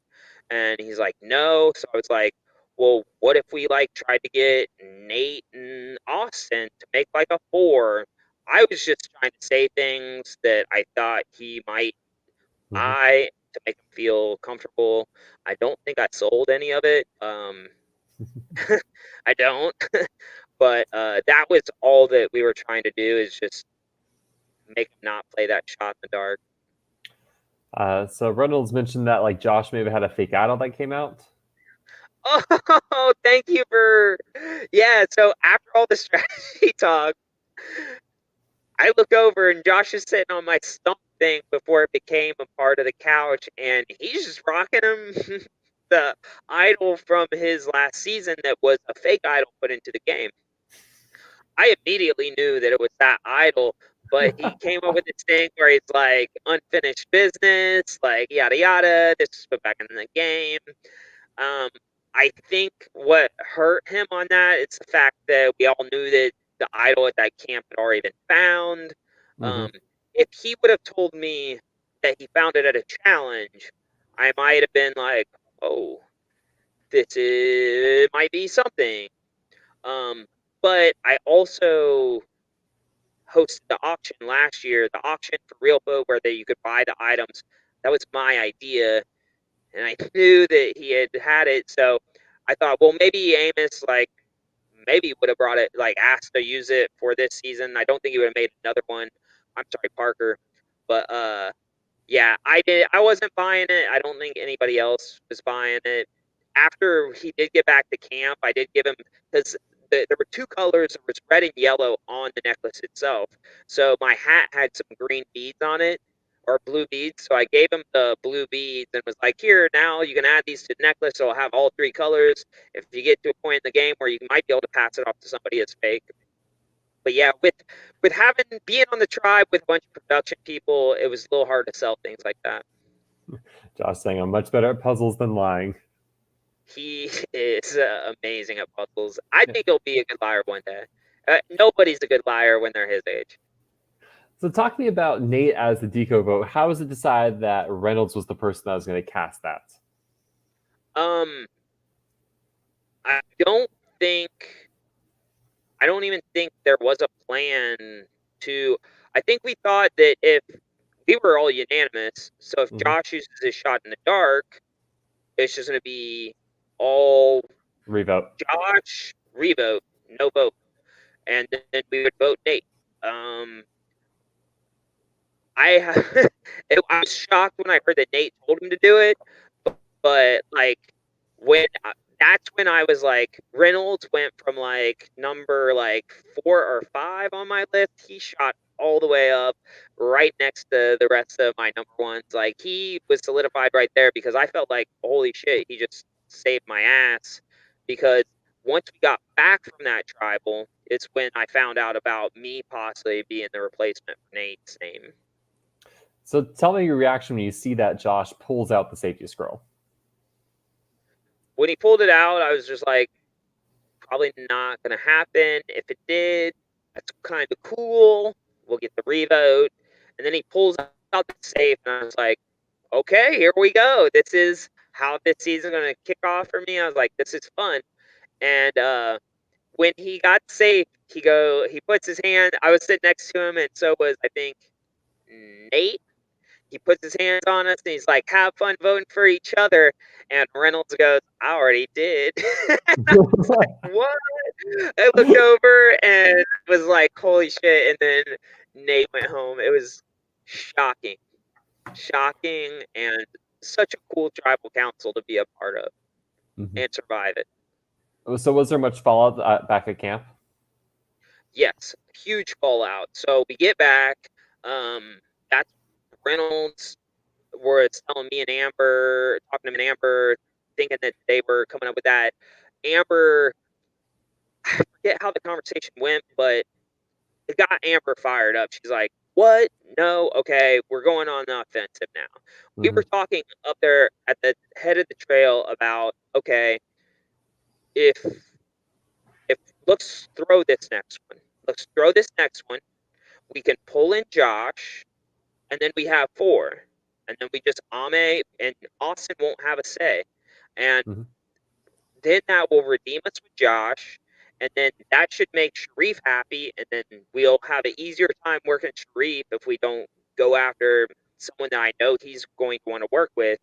And I immediately came back and like told Josh that we were going to that challenge, and when we left the challenge, I think Reynolds was like, I don't know if I want to throw it. Um, maybe we shouldn't. Amber, I think, was on the fence, but leaning towards throwing it. But I was going in that challenge like, we're throwing it. Like, if if you're saying my name now, I need to get you out before you have the numbers over me to actually get me out of the game. So you were And not anticipating a tribe swap. I was not. I was anticipating it after the next round. Because we went up there and there's 3 sets of this stupid thing set up, and I was like, first off, when I saw that challenge, I was like, I can throw this easy. Like, this is going to be easy to throw. No one's even going to know I'm throwing it if I'm subtle about it, because it's so easy to lose control of the stack. So I was like, this is perfect. I'm going to win over Josh. I'm going to get out somebody that said my name. Like, this will be perfect going into a potential swap. And then they're like, drop your buffs, and my gut kind of dropped a little bit because I was like, shit, now I don't have time to heal that relationship with Josh. And I have found out that people that are on my tribe are saying my name. I was like, I really need this to shake out good for me. And I was one of the first people to get my color. I open it up and it's blue. And first off, I think when I first saw the swap, I was more concerned about not going back to my blue camp than I was of who was on the tribe with me. Because I love that camp and I wanted to continue to build upon it. And when I got the blue buff, I was like, yes, like blue, fuck yeah. And then they tell me like, no, you're not going. That camp's gone now. But that was actually Bash's fault because when he went up to his car was visible from the entrance to our camp, and I think he yelled something to one of the tribe people. So production actually said that was going to be one of the camps that we could have, but since that would happen, they moved it to another camp. So It was thanks, just too Bash, nice and for still close. in my camp. Yeah. So let's talk about your new tribe, or do you want to talk the challenge first and then tribe, or tribe then challenge? Whatever feels best for you. Yeah, let's talk tribe. So you get Austin from your original blue tribe. You also get, let's see, Ame. you Me and get Ame and Ame. Austin. Yeah. So the two people that were potentially saying my name. So you get Ame and Austin. Megan from the yellow tribe. You get Carlos from the red tribe, which you're very happy about. You get Tony from the red tribe, which you're kind of like maybe a little bit wild card. Let's see. Sharif is there too, and Skylar and Sharif, Corey. Skylar, Corey. It's a large tribe. You have 9 people now. You Yeah. maybe feel a little bit more insulation. I felt really good looking at it. The only thing that made me uneasy was knowing that Ame and Austin potentially were saying my name, and knowing that Skylar was now with Ame, which gave Ame more numbers in the game. So that did make me nervous, which is why we did the challenge. We did do the challenge. Like, I felt we had a good strategy of like the second group dropping so the first group could go again, but we just didn't win that one.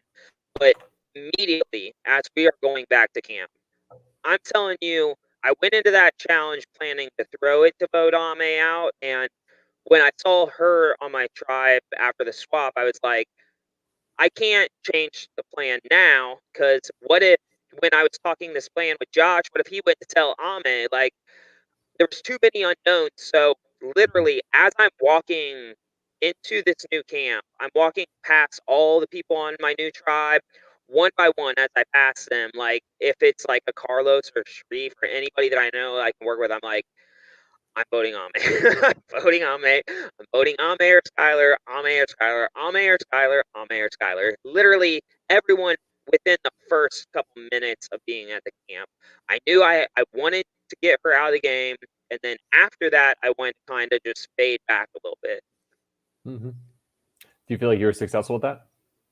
I feel like I was successful with a misstep. I and I don't think it was so much as a misstep on my end.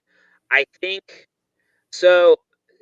You have a bunch of different styles of play in Mm-hmm. Survivor. Some people are a little more rigid on their social strategy and how they move through the game. Sharif is very much rigid, very Boston Rob vibes. Like, he wants to have his numbers together. He wants to talk to those numbers about what we're going to say to every person and keep it all contained. Mm-hmm. Um, Information doesn't flow very much in a style like that. Where I'm a much more loose player. I like people that I work with well. We're free to go out and kind of give a little half truths, partial truths, a little information to get information, and then come back and collaborate. And just, I like to know that I just can trust somebody to play their game, but at the end of the day, align with the vote and get out the people that we say we're going to get out. Mm-hmm. Where I don't think that style sit well with Sharif, in which a game with all this overlap, he didn't like the fact that I was talking to Corey, like, because Corey and Austin, I knew Corey and Austin had a relationship. I could see them working together. So when I was thinking, like, I knew I had the numbers to get Ame out. I knew I could get people on board with that, but all I was thinking about is fallout after that, making sure I don't have potential people coming at me from the side. So I was also like talking to, like, in a small group with like Corey and Austin, and being like, I think we're all right, guys. Like, we can maybe work together, like keeping Mm-hmm. that door open. Um, and apparently, when I'm talking to Corey, I'm like, so who are you thinking? Because in my mind, I'm thinking, I don't want to get you, Corey, but I do want to get one of your yellows out. Mm-hmm. Um, so we're talking about yellow names on the tribe, and I said Megan's name while talking to Corey, just because that wasn't my plan to get out Megan, but I'm Yeah. thinking, what would Corey want? I'm trying to throw things at Corey to see how he responds, to see where he's at with these people in his yellow Mm-hmm. tribe, to see who maybe I can target. But apparently it got back to Sharif that I said Megan's name, and Sharif kind of scolded me, like, was like, "What are you doing? You don't do that." And I was like, so I kind of, after that happened, so I was successful getting Ame out, and then when I was trying to, it was where I misstepped a little bit is after the Ame vote, I was still trying to talk to people. I should have set back a little more, but after like I saw how Sharif reacted to that, I just kind of sat back, kind of tried to look like a sad little wounded puppy that had just like done something wrong. I Mhm. think Tony was there to console me, like I was like, I'm not trying to mess up people's game. I'm not trying to hurt people. Like, so then I just was at that point trying to just fade into the background. I Mhm. would tell Sharif, like, because I knew that Sharif, I knew that I had numbers over there, but I knew that Sharif was working with all the same people as me.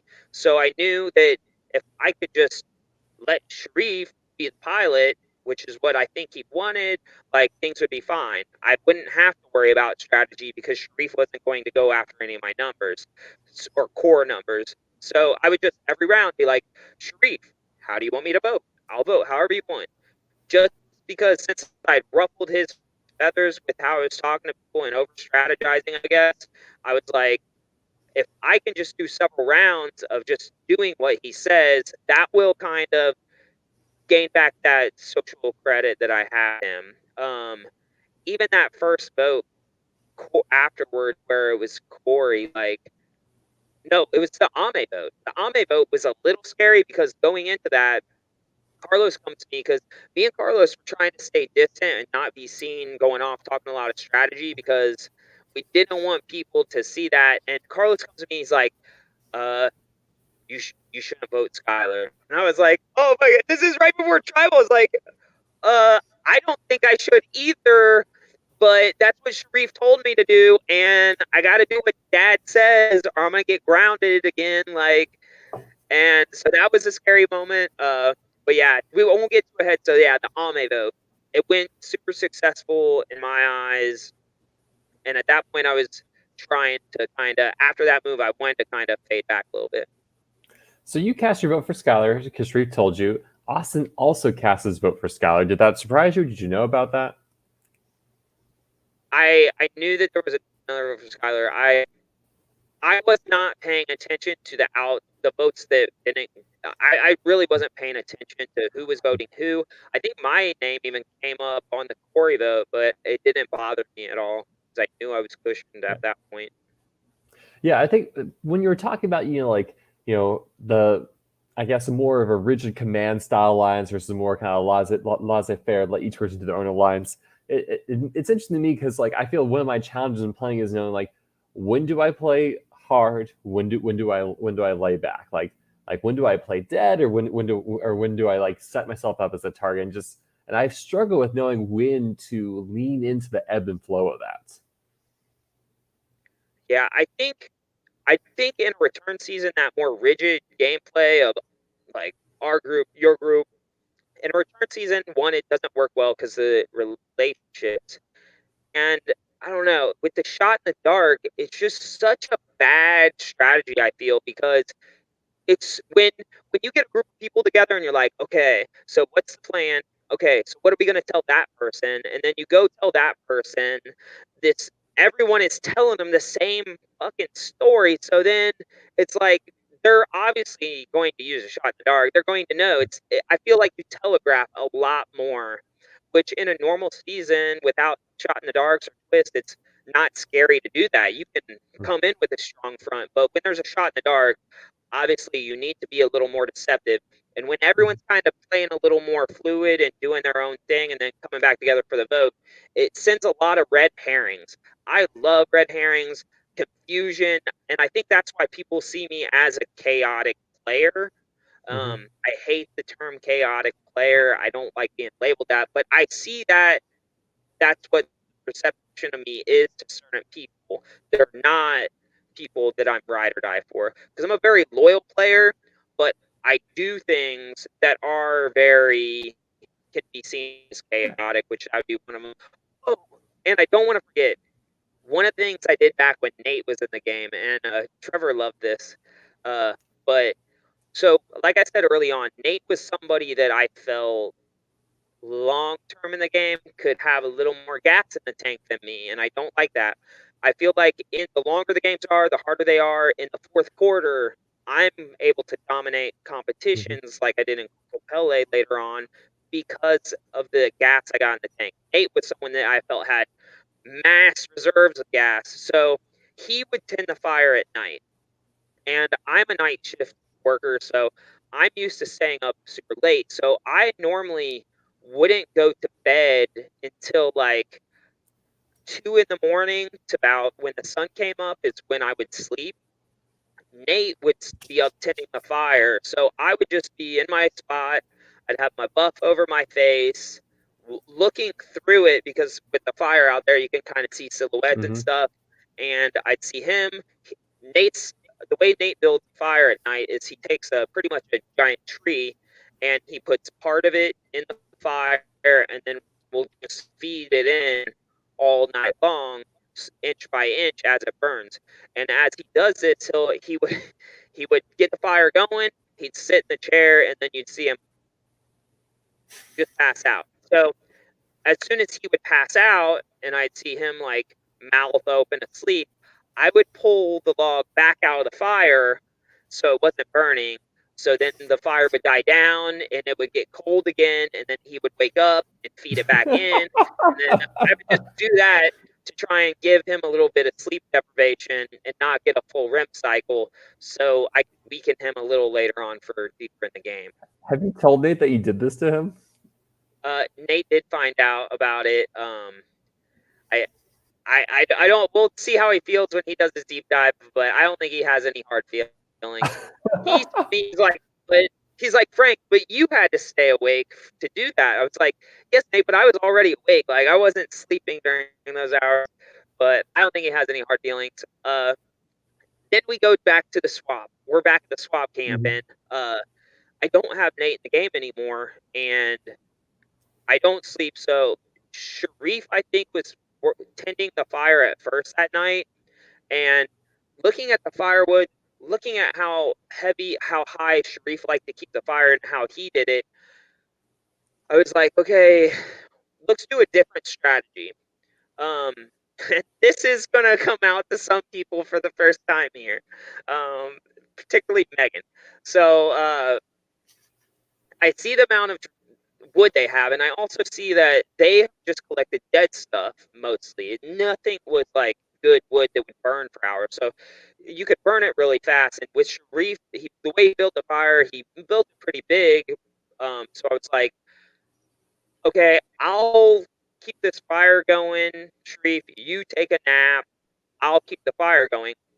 So my strategy once I got control of this fire pit was I'm going to burn through as much of this firewood as I can before the cold hours of the night actually get here, because that will weaken as even more players. Because some of these people need this fire to sleep. Um, this is when I kind of had a hero moment, but was also kind of the reason I got the hero moment because I'm stoking this fire ring with as much of this wood as I can, just burn it all up, without getting a fire too big because I didn't want Mhm. people to wake up to a giant fire. So I'm just constantly trying to keep it as big as Sharif had it to begin with, which was fairly big. So I just keep feeding it, and the metal ring got so hot around this fire that I didn't know Megan had a bundle of wood that she would keep next to her to feed the fire if it went dead at night. She would keep that next to her, but it was I didn't know because I was on the opposite side that it was up against the metal ring. So that wood just got so that ring got so hot that I'm sitting there doing my whole pretend to be asleep thing with my buff over my face, and all of a sudden I see the light get brighter, and I'm like, okay, I'll peek, and I look, and I see the fires on the outside of the ring, and I'm like, I stand up and I run over and I see a fire, like a little fire pit, like you would build a small fire next to Megan while she's sleeping, and her blanket is melting. Yeah, I mean, if I had been asleep, I wouldn't have been asleep. I wouldn't have fell asleep if I was doing that thing to the fire. But had I fallen asleep accidentally, she could have potentially got like terrible, terrible burns. So Hmm. people, be careful when you're sleeping around a fire or trying to burn all the tribe's firewood because there are risks involved. But one thing I did do, so I did successfully burn through all the wood, and then I think it was like it had to be a little after 1 o'clock in the morning. I finally ran out of the wood right before I felt it got cold, and then I actually go out with the machete and collect wood, and I make sure that some other people see me collecting wood because we ran out. And then immediately after I collected a little bit of wood, then I passed out for the night, which was roughly close to 2 o'clock in the morning, so I could get a REM cycle in. And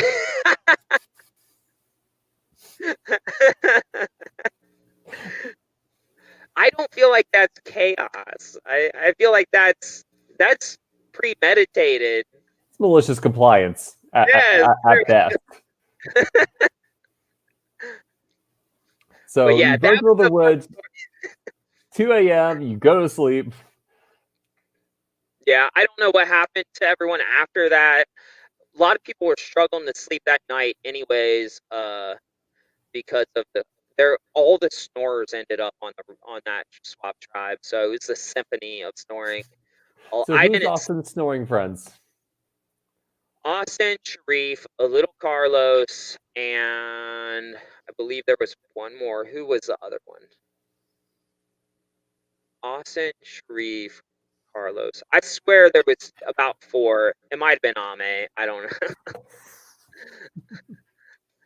Um, I want to go back to one of the previous points you raised. This is just more kind of survivor strategy as a whole. Talk about how all-star seasons like tend to be better when they are fluid versus kind of the command down alliance approach. But when you mentioned Australian Survivor before the All-Star season, that was a season that really hallmarked by these very rigid alliances and not a lot of interplay, and the winner having just run an alliance to the end like that. I don't know. What do you think? Um, that's a good point. Um, we're talking about King George, right? No, we're talking about the Golden God, All Stars. Dave. Okay. Yeah, I don't know. I think I don't. That was crazy. Him winning, him getting that far, him and Johnny. I don't know. I Hmm. I feel like Australian Survivor is a lot more old school than US. You Hmm. see more loyalty and bonding. It's also, I think, 59 days or 60 days. So you're out there bonding with Long. people a lot more. So I think charisma, someone as charismatic as David can really just win people over. And I Hmm. think it neutralizes your threat a little bit when you get those emotions involved. Hmm. But yeah, but there were rigid tribes. There was also, you saw a lot of people working in secret alliances that season. Yeah, and I So I think when think, you look at this merge, like you see these two alliances really butting heads from 11 and 9, but also there is some interplay with, namely Carlos is one of the big players that's kind of dancing between these two sides. he was so fantastic this season. That was probably one of the funnest things to watch was watching Carlos really after I was Mhm. out of the game. So kind of jumping back to the game, so Ame goes out to that tribal council. Like Skylar catches 2 votes. Something again, every tribal council you attend, you see shots in the dark being played, right? And so, like you said, like maybe the strategy being portrayed isn't great when you have that last ditch like advantage everyone can use. Yeah. Um, so once Ame goes out, I mean, is it simply everyone looks at Yell and says, "Yeah, one of y'all needs to go," or like, is there strategy immediately after you get back to camp? Um, I there was strategy. Like I said, that was the round that Sharif kind of put me in timeout. Um, and the target shifted away from Skylar and on to Corey. Um, and I just was sitting back, trying to be a good soldier. What do you want me to do? And do that. It was a very low key round for me. I was Mhm. just trying to make sure Sharif knew I'm not your enemy. I'm not your enemy. All I was So trying to do. your next immunity challenge then it's this multi-stage kind of balancing challenge where you have to manipulate these balls through a series of kind of obstacles in a sense, and it ends with kind of a final puzzle. Yeah, that was a table maze. Was it the table maze with the chicken wire? Probably. Yeah. I'd done that challenge before, won it last time. Didn't win it this time. Uh, we we have struggled with the ball up the thing, and it just by the time we got to the table maze, the other team was just too far ahead. So it was a bummer losing that one, but at the same time, I was fine with losing there because I knew that that protected my numbers on the other side, and I was more nervous about Lydia, Amber, Reynolds. I was more worried that Josh would team up with the yellow over there and that my numbers would dwindle from there. So I was actually okay with losing as many as we needed to because I felt like I was cushioned enough on my tribe, and if I just kept letting Sharif guide the ship, that he would take out all the people that I wanted out.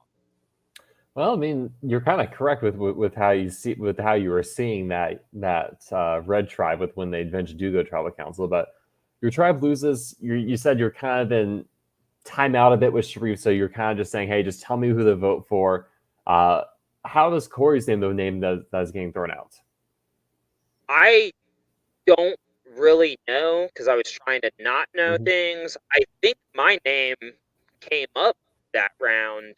It Carlos might have says been so. I yeah, and I remember just it was I went over to Sharif and I was like I just looked at him in the eyes and like shook his hand. I was like, man, I know you're sketched out. That happened, but I am with you. I told him, like, me and you have the numbers to dominate the merge and control everything if we simply can get there together with our numbers. And that's when I think the target went to Corey. Mm-hmm. I'm not for So sure. You'll have to ask others on that area. I guess it's interesting because if the goal is to vote out an original yellow player, was it's interesting that Skylar wasn't the target just then, but Skylar was the target in the future. So Yeah, I think Corey was just a bigger question mark hmm than Skylar was as far as like getting a yellow out, and no one wanted to go after Megan. Like she was someone that was in the core group of numbers on that tribe and with Sharif. So I think it was just my preference was anyone besides Megan from yellow going would have been good for my game or Tony. But at the same time, I didn't. I figured Sharif wouldn't want to go after any reds, hmm but Tony was also on the table there for someone that I didn't think would negatively impact my game going. anything else you want to mention about this round of strategy? Um, this round was when at camp life, like what I was more focused on than the strategy side, like do what Sharif says, and I'm gonna collect moss. And this is, I think, the round, or it might have been the round after, but I think it was this round that I had 50%, if not more, of the tribe teaching them how to like grab the moss and like hmm get it massaged and then lift up a big patch and then transplant that over and like piece it all together. So that was just a cool moment for me. Like, one, I love teaching people how to do these things out there. And it was just cool to see everyone kind of coming together to find this moss and create something together. I love those moments hmm So at tribal council, it ends up being a 5-1-1 vote. Why'd you end up voting for Skylar again? because that's what I was told to. I like I knew exactly what I needed to do in that game right then. I knew the numbers were I had the numbers there that wanted to work with me, and as long as I could keep Sharif happy, I knew I would be fine. That was all I was banking on is just do what Sharif says until I get up with my numbers come Hmm. merge, and then that's when I can start to take more lead role. With May out of the game, were you less concerned about Austin? Yeah. I honestly felt like that if I could just get Austin to believe that I was not coming for him, that I Hmm. thought if I was Austin, even if I was upset with me for taking out Ame, Hmm. that I thought he would see, okay, Frank does have these connections around the game.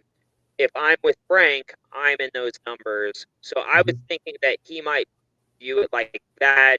And I thought that even if he was pissed, like, I didn't feel he had the social capital to overthrow me in the Hmm. game at the time.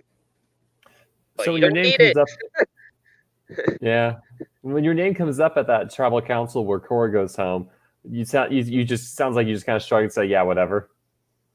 Yeah, I didn't wasn't something that scared me at all until we were going to that next tribal. That's when, like, I was talking to Skylar and I was like convinced. I knew for a fact she was using that shot in the dark because I think since my name had come up in an earlier round, I think she was talking to me pretty openly. Like we had a real moment. Like, it could be either one of us. I didn't feel that, but she was like, "I'm definitely using the shot in the dark," and I knew that when she said she was using that shot in the dark, that she was definitely going to do it. So as we're walking to tribal, like, I'm like, "What do you want me to do, Sharif?" I'm just back in line, good soldier. Um, he says who to vote for, and I was like, "Okay." And then I think about it, I'm like, "Sharif, what about the shot in the dark? She's going to do it. What if it hits? What if it hits again? Like, should I throw my vote? Should I throw my vote?" He said, "No, if it does that, we'll just revote. We'll revote and we'll do live tribal. We'll talk." And I was like, I was like, should we throw a vote? Should somebody throw a vote? Like, we're not throwing a vote here. Like, and I was, if I hadn't been trying so hard to appease Sharif, and I just would have done what my gut told me to do, and what was best for my game, I would have wrote down Tony's name. I would have done Interesting. that. I wouldn't have wrote down Austin's name. I was going into that tribal thinking, okay, should I write Tony's name down? If I write Tony's name down, what will that do to my relationship coming out of this with Sharif? I was trying to get Sharif to say, like, yes, throw a vote. Because if he would have said Austin or Tony, I would have threw my vote on either one of them. But I couldn't Hmm. get him to tell me to do what I wanted to do, so I just did what he wanted. And that was the reason, well, a part of the reason that I went out of the game. Did you think that like there's a chance that you could have lied and said no, I voted Skylar when you wrote down Tony and just like try this, just lie your way through Um, having voted elsewhere? my handwriting is so shitty that I feel like people know who I vote for. So I can't. I'm not an artist like that. Hmm. So I'm good with rope and wood, but a pen and paper, I'm not a smith with. So I feel like I don't want to take that risk of lying because I know maybe in CBS I do that, but Hmm. in these games, I know there are people that are memorizing and looking at the handwriting and who underlines it. And I know there are some players that have several different styles they write in and will change it every tribal. Like, so those type of people do terrify me because I don't know who they are. And I'm terrified that someone's going to know exactly who I'm voting for every time. So I pretty much play like that. I try to play as transparent of a game as I possibly can. So going to this tribal council, you're writing down Skylar's name. You know you think you're under the impression hopefully everyone's writing down Skylar's name. Was there any person you in particular were worried that could be writing your name down? I mean, I was worried because of it popped up the last time. That's why I was like, I really think should throw it, but I was trusting that Sharif had like everyone in line. Hmm. Yeah, Oh. and I felt like it was more important for me to keep Sharif happy and close than it was. for me to have a contingency plan on a shot in the dark. Like, I'm not going to base my game around twists. I'm going to base my game around social gameplay, because that at the end of the day is what's going to get me to the end and give me the W rather than playing towards twists. And this is maybe jumping ahead, but it's interesting considering looking how the merge shaped out. You kind of had an Amber Reynolds contingent versus the Sharif Megan contingent. Had you been in the game, would you have been looking to bridge the gap? Would you feel like you have been torn to one of those sides? So had I stayed in the game and then been able to maybe successfully get a Tony out on the next one or an Austin out on the next one to keep protecting those people on the other side, depending on who went, like if Lydia was still there and I still had Carlos and I still had Amber and I still had Reynolds, I felt I had a strong working relationship with them that for the first couple rounds, maybe we could team up with Sharif, maybe Josh and Megan and uh, Todd to then knock out some of the people that I wasn't sure about. And I felt like since I feel like no one saw how close I was with Amber. They were focused on Amber and Reynolds. Then you also have people focusing, oh, I forgot Taylor. You got Taylor Reynolds people focusing on. People might have focused on me and Lydia, but I don't think with those names, people wouldn't look in. Then you have no one knew how close I was with Carlos. I think Sharif would have felt like Carlos and Lydia were closer to him than they were to me in the game. So I felt I could have, in the first round of the merge, I feel like I could have set back, got information through Amber and Reynolds, got information through Lydia and Carlos. And then also, I think I could have got information if I would have opened that door with Todd. I feel like we could have exchanged some information.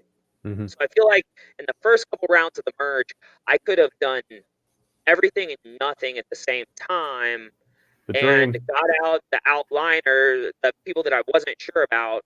And then I think at the moment that it was time to get rid of Sharif and Megan and Josh and Todd, that the numbers that they thought were solid with them, I think would have moved with me. Of course, we don't know for sure, and we might find out in some interviews. But I I feel like my game would have been very easy until it got extremely hard. I think my problem would have been getting to a place in the game where maneuvering meant actually hurting someone that I deeply care about. Um, and it would have been hard for me to come up with, like, how do I justify picking between Lydia and Carlos and Amber and Reynolds, like, and Taylor? How do I? Yeah, so Lydia is saying she would have chosen Sharif and Megan over Amber and Reynolds. But would you have went against me and Carlos over them two? That's what I want to know, Lydia. Um, who was your number one, Lydia? And was it me? But now Well, I feel like I don't think that group maybe would have worked together, but I feel like I would have known enough of what was happening between all the groups and I knew where all the idols were. I knew Brent had the idol. I knew Amber had the idol. I knew Carlos had the idol. So I think I could have sat back and brought in information and used it to my benefit to kind of keep people going at each other and not coming at me. I guess it sucks going out pre-merge, but if there's any consolation prize, it's knowing that your vote has a big reaction with other players in the game when it's revealed. Because I think it was both Lydia and Amber both were notably like shocked and distraught when the news of you leaving the game was told to them. Yeah, and it's mixed emotion. You feel mixed emotions on this end because it's like, yeah, it feels great that people care about you and want to play with you that much to have that much of a emotional reaction. But then on the flip side, you're like, those are your friends, and you're like, it Yeah. sucks one seeing them upset, and two, then I'm like, shit. Now anybody that hated me automatically knows that they did care about me, and will now is that negatively going to impact them in the game? So Talk to me about the post game for you, right? So how was your experience? You said you stuck around and you kind of watched the rest of the game played out. Yeah, so it was a very different experience than I've had last time or time on production. Um, the one thing that I do take away from like, first off, I think everything happens for a reason. I when Hmm. I leave these games, like I walk out of the game and I'm not upset, I'm not hurt. I may be like, God, I wish I was still there, but it's not like I'm in turmoil or anything. And I think everything happens for a reason because the night that I got voted out, I go outside, call my wife for the first time outside the game, and I'm waiting for it to ring, and I'm just looking up at the sky, and my whole life I've wanted to see a UFO, and I swear to you, Steven, for 45 seconds at least, I saw a UFO. I would say I screamed, got Bonnie, Nate's girlfriend over. She saw it, and we're like, "What the hell are we looking at?" 45 seconds, we watch this thing just slowly go across the sky and behind the tree line. And so I think that's what I was supposed to experience this weekend, and that was a big high for me. It did like it was just a different experience. It was a smaller production team. There was only like normally it's like a party house. There's a energy in there that's fun, and a lot of people had left already and didn't stay. There wasn't a big production team. I didn't have people like Chapman or O'Rear. I didn't have some friends that I was used to seeing there, so that sucked. Lydia happened to leave early because of personal things. That was like another person Hmm. that I care about is then gone. So my experience after the game, um, it, it really wasn't great. It was kind of boring and lonely. Um, it was. I still try to make the best of every situation, so I was trying Hmm. to go fishing and relax and just do some R&R stuff. But it's hard when like the people that you want to hang out with are now on jury, and you know that you're not really going to get to hang out with your friends. And the friends that I did have were so busy because this production team was small. Like we all know Dr. Stan isn't a workhorse. Like he's not blue collar. But I swear he impressed me so much this weekend. He was out there doing all kinds of work. He was helping out in every kind of place he Hmm. could. Like shocking, big shock to me. But him, Trevor, it was so small that everyone was doing so many roles that they really didn't have time to. They were tired at the end of the day. So the only mini that was hosted was a mini that I hosted, and I think that was Thursday night or Friday night. But yeah, it was only 10 people. Normally we have minis every night with like 20 something people. So it Hmm. was just a different energy. The after party for me was very off. Because I've gone to the last 2 years of the after party, been there as a player, as production, and it's normally just a party the last night. But this time, uh, I mean, everyone was in. Well, most people were in bed by 12 or 12 o'clock, and people were gone by like 7 in the morning. Everyone just kind of wanted to talk about the game, I think. Hmm. And I don't know. I don't like to do the whole what ifs and stuff. I also don't want like to talk at the after party about game because I know that some people it's still like an Raw. emotional soft spot. So I think it's best after those games to just like party, have fun, and enjoy each other as people. So I did get to do that. It was just a smaller crowd this time, and it just was missing something. It just was missing something for me, but I made the best of it, and I did take positives away from it, like especially because I'm going to be hosting or I'm creating a game with a team of other people like that's happening next year. So I was able to watch things, learn things. Like Hmm. I did make the best of it. It's just it wasn't the same as it was in the past. Well, I definitely feel like All Star Season is one of the challenges it draws from the production crew, right? Because production frequently picks up members from the previous seasons who come and volunteer and help out, and also seasons sometimes those people end up playing, and it just. Do you feel like that was maybe a part of the dynamic at work? Yeah, I think that was a part of it, and I think also like it was also weird because so Nate was voted out of the game. and Parker did a great job, but he's doing it alone. This is his first season solo, and I think there were certain situations he didn't know how to handle, and he did the best that he could. But it was Mhm. awkward for me because, like, so I see Nate out of the game, and then he's at tribals watching, like normal, like it didn't pre-dirt. Don't see anything wrong with that. But I think so since the emotional reaction was so wild after I left the game, like they didn't want me. They did.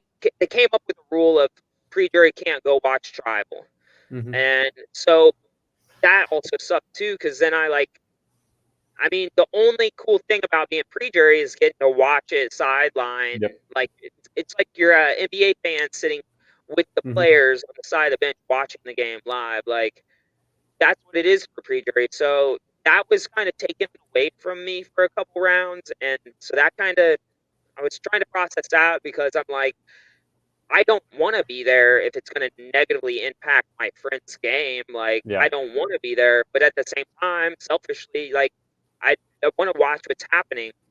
So I did end up.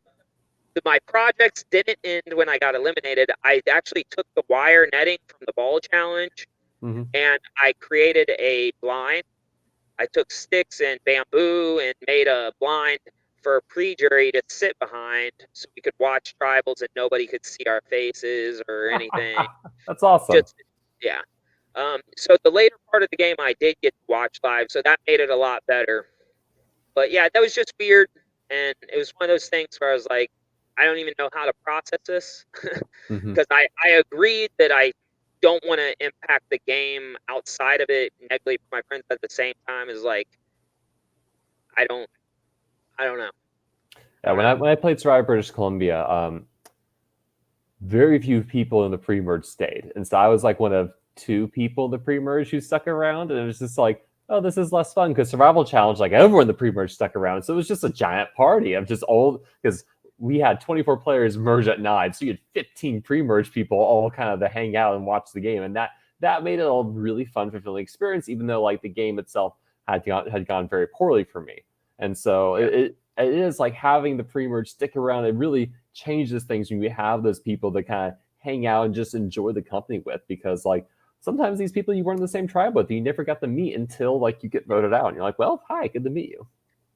Yeah, and I think, like I said, everything happens for a reason. So I think I was supposed to have this experience to get that perspective because my first season I was voted out early and I had a blast. It was an amazing experience for me.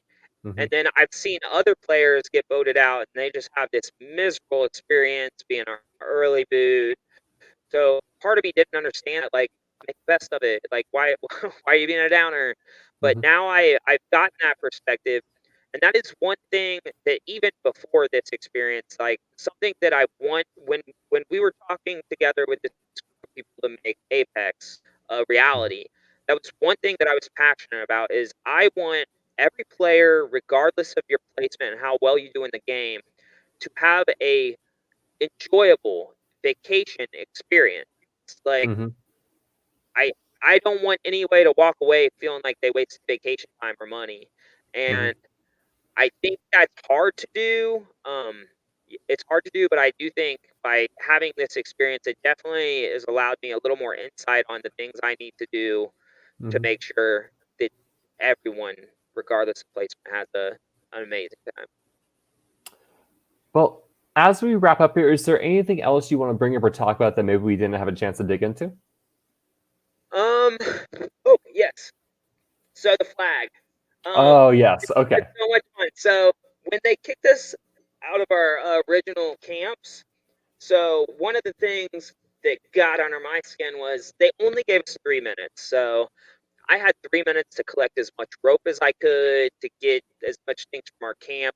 They wouldn't let us take anything that was like a machete or flint, like that the tribe got to start with. And so I got as much of my rope as I could, got out, and then we get to this new camp, and Todd had the same 3 minutes I had, but he left his bandana tied to a tree. So then the first challenge, I think it was, I walk in with it on my flag, and I thought it was hilarious, and I'm also trying to feed this thing. The whole time I'm talking about, man, I'm ready. I can't wait to get Todd out of the game. All this stuff about Mhm. Todd. And Adam came over. I'm like, does Todd sleep away from the camp because he doesn't like the scoring because he did last time? Just constantly talking about Todd, kind of throwing him under the bus a little bit. Then I come up with that flag on because I'm really trying to sell to people that like it's me versus Todd. And it was funny because when we're leaving, Brent I think was like, Parker, can we get Todd's flag back? And I was like, Parker, they had the same 3 minutes I had. I was like, this is my flag now. But I am gonna send it back to him. I don't. I was mainly worried that it was like sentimental, like if he Mhm. like carried that thing through the service or someone that died gave it to him. So I made sure to protect it. But I was trying to find. I was like, if it's not important, I'm gonna like sign it Frank's #1 fan to Todd and give it back to him. But now I'm gonna mail it back to him. But I did have some plans that I thought were gonna be fun. That's pretty But incredible. I think that about sums up everything about as far as me being in the game or my game. Hmm. Um, I don't know if you want to talk about like after I left the game, but I really don't have anything to comment about my game, and we're at 2 hours. Is there anything you want to talk about after the game? Um, I mean, we we had the Tony Amber thing. I Some people don't like. I know that there are players like Shreve and Todd that do not like the Amber style gameplay or the Reynolds style gameplay, but I personally I love to watch players playing the game that they want to play and having Hmm. fun with it. I Hmm. I could care less about the style you play as long as you're enjoying it. What I don't like to see is you out there having a like being sour and not having a good time enjoying a game, not enjoying the game and playing a certain way. If you're out there, I don't care if you want to burn the rice or chop, throw machetes in the wood. If you are loving every minute of that, and that's the experience that you want to have, I love watching it. So I really enjoyed the Amber Reynolds drama. I loved it. Um, I did. There was like that one tribal that killed me because I do feel like Amber might not have went crazy like that soon had I still been there. I Hmm. feel like I feel like I could have kept the family together a little longer. And there was the vote where I think it was when Brent played his idol. Hmm. Um, I really, I wish I could. I would have liked to seen if Amber hadn't played her idol, had Brent maybe not played his, would those Yeah. 4 votes have changed like the course of that game? That was that was a part that I was like watching that really sucked to watch. That Hmm. idol be wasted and potentially She got have a new been, one. huh? She got a new one. Yeah.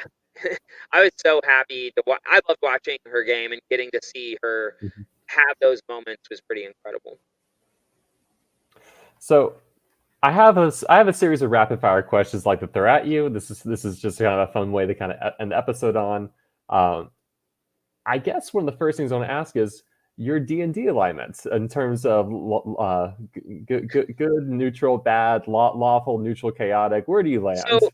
in D&D, I am 100% chaotic neutral. Okay. 100%. And maybe that extends a little bit to Survivor too. Um, A little who bit. who from your original season of Reelfoot still hasn't finished business? That played this season. Nope, that did not play this season. Ooh, that did not play this season.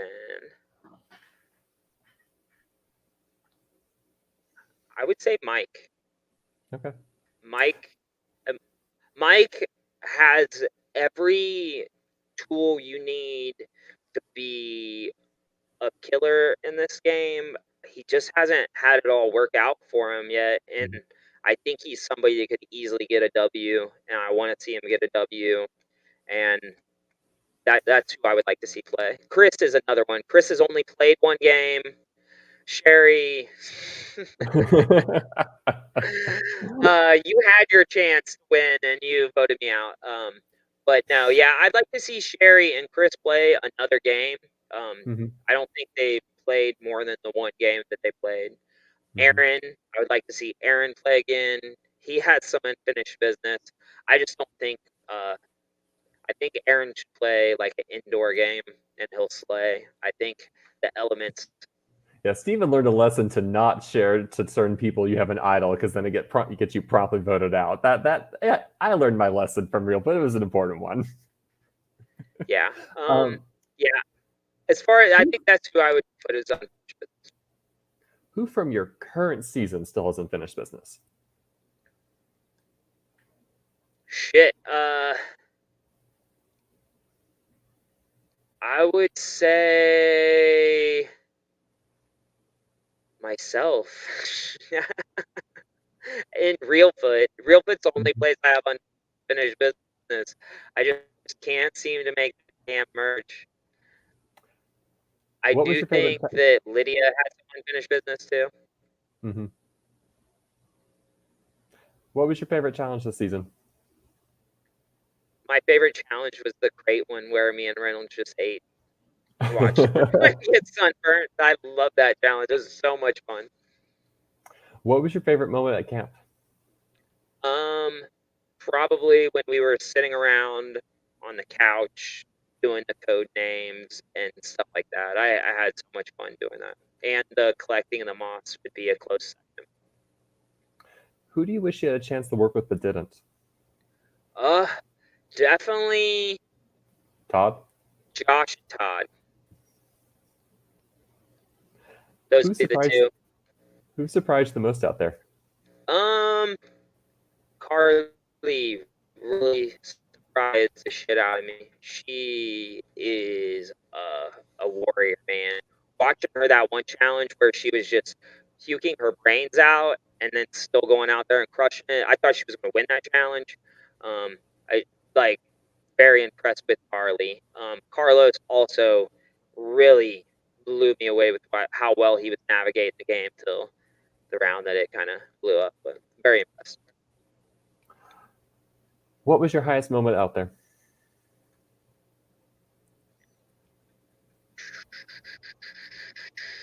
I would say my high would probably be the when I got Ame out. Like that was a high. Whenever you get a plan that goes the direction you want it to, it just feels good. That and just being outside, like it's a constant high. I feel like the minute you take my phone away and throw me in the woods with rope and flint and steel, I feel it's a constant high. It's almost like a drug. When I go a long period of time, like not playing a game or not going to spend time in nature, I just don't feel as like awake.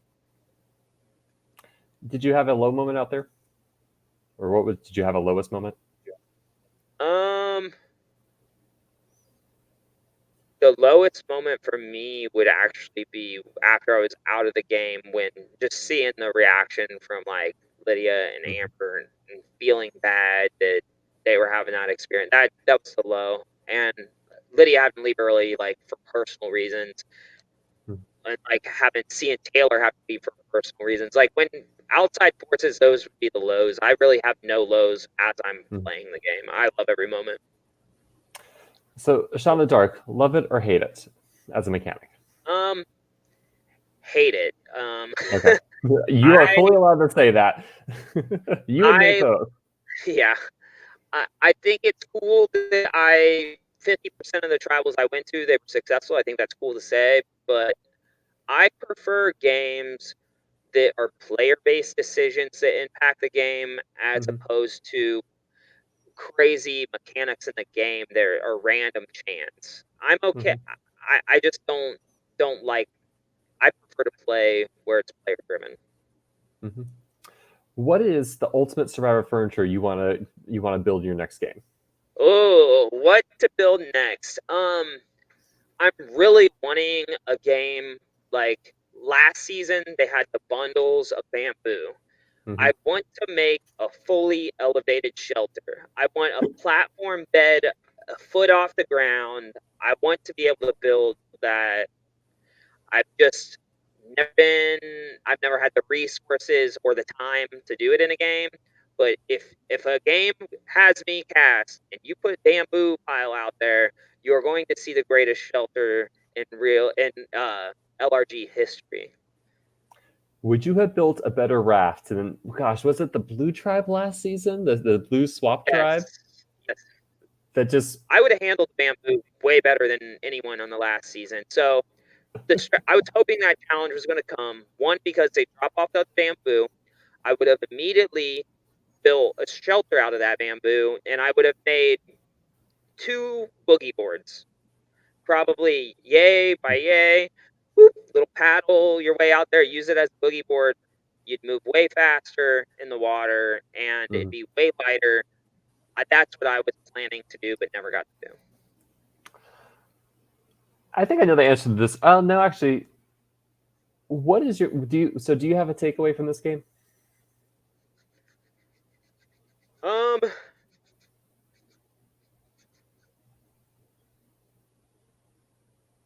yeah, just everything happens for a reason. I think I see so many players beat themselves up over placement and what could have been, and they live in the past and look to the future when life in these games is all about being present in the moment and experiencing the moment, and looking for that silver lining out of the experiences in life. Like, I may have been voted out of a game, but I've always wanted to see a UFO, and I got to see that, even though some people think I'm crazy. But it just take the experience for what it Mm-hmm. is and try to grow from it and learn from it. So, are there more games in your future?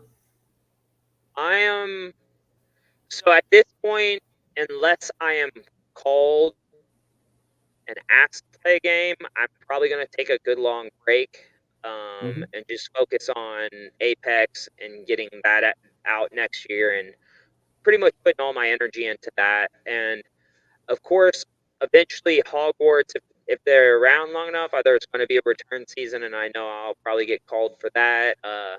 If Kirk and Dustin ever called me to play any game, I'd play their games because I love them and they're fantastic. If if if Reelfoot decided they wanted me to be the first 3-time player, I would gladly do that. There might be a chance that if I am involved in a game outside of Apex, that there was talk that in a Reelfoot, if the Reelfoot has future seasons, there's talk that maybe one of the reward challenges, you might get Frank out there for an hour or Oh two my to help God, that you would be the build something, dream. to teach you something. So that might be a possibility, but no, I think I feel good about my games so far, and I kind of just want to take a break and enjoy the people that I met through the game because that's what I love the most. And as long as I'm involved with the community and the games in Mhm. it, I'm going to be fulfilled with the things that I really want. Well, I think. Do you want to talk a little bit about Apex? I don't know what information is out there that you've already put out, but I'd love if you'd want to talk about your game and what's going on Yeah. with it, or Um, just give a little I would, publicity for it. yeah. So we actually have been planning this since the ending of the season of Reelfoot last year. Me and Mike worked together. And then Mike and Travis had always talked about starting a game where we have this friend group where we have Taylor and Lydia. And so the 5 of us started planning this game. We actually didn't talk about it to the public until I talked about it on Reelfoot. And that was kind of strategic. The week before I went out there, we are doing the casting slightly different. We are sending Mm-hmm. offer letters to people within the community. Apex is going to be a game. It's not going to be like a bunch of first time people. It's going to be Apex people within the community or close to the community that have done something that stood out to where we are sending them offer letters asking them to play our game. Mm-hmm. Before Reelfoot, we sent out a select few. We want to save some spots because there's a lot of games to play this summer. So we Mm-hmm. want to see some maybe fresh faces that come to the community that we might have spots still open for. But instead of doing casting the normal way and having a casting call and having all these people come and doing all the interviews, because we learned from watching other people that that is very time consuming to do, Mm-hmm. we decided, since we want to make a game for the people in the community and we're going to do things a little differently, we're going to just send offer letters out. So that's what we've done. We have had some people confirm. We're very excited. The game is going to be an outdoor game. It's not going to be an indoor game. It's going to have elements of Survivor, Mm-hmm. but it is an original game. It's Mm-hmm. not going to be taking Survivor format and condensing it into 5 days. We actually designed a format that fits the schedule. That was one thing that I've seen all live games. Every live game gets behind schedule, and I think it's Mm-hmm. because you're trying to take a format that doesn't work and fit it in. So that was one thing. We didn't want to be behind on schedule constantly. We want to Mm-hmm. design it to fit. We also are keeping the player experience in mind, and that's a heavy thing behind it. And something that I really think that I want to do an outdoor game because I really do think that when people give up distractions and they connect with nature, I feel they grow. So we're wanting to see growth. It is going to be, in my opinion, one of the hardest LRGs out there. We're going to have some killers out there, and we want to turn it up a little bit. We have a lot of things that are first and that haven't been seen, so I'm excited, and I don't want to talk about those because I want there No, to be no. surprises. Let those be a surprise when people arrive on the game. But yeah, I mean, if you are wanting to know about the game, you can reach out to Lydia, Travis, Taylor, and Mike and myself. We'll tell you what we can. But yeah, we're gonna keep a lot of stuff wrapped up until we actually go through with it. It is going to be Jordan and Ian were kind enough to let us rent their property, so it's an amazing spot, perfect for a season 1 because it has all the land and resources you would need. Yeah, So this is where Survival Challenge hosts its game. So you have a great tribal council set or some sort of area if you need to use it for that case. You have so we won't forest. be using any of the stuff that is survival challenges. Mm-hmm. The only things we'll be using, which Jordan and Ian's, but yeah, having the trails and the camps cleared Yep. out is going to be huge. We don't. We're There will be something similar to Tribal Council, but it won't be called Tribal Council, of But you course, have and space. it might not be the same location. We're still there's a Mm-hmm. few things I would say it's about 95, 98% complete. There's a Mm-hmm. couple things where we still have to talk through and put together, but it's You exciting. also have water. So like because you have the pond lake, I don't know what you call it, but you have a lot of creativity in the area for things you can use for the game, which is really cool.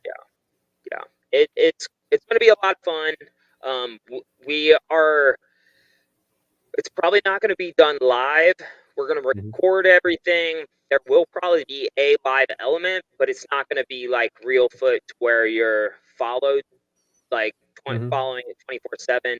We're going to record it all, do some lives, and we're probably not going to do episodes. We're probably going to try and have it in an organized spot, possibly a website or something like that that can Mm-hmm. organize things so people can go back and watch. But we're going to try and stay away from the doing everything live just because connection issues and quality, and also like I don't want someone like Keenan could get naked on camera and get us canceled.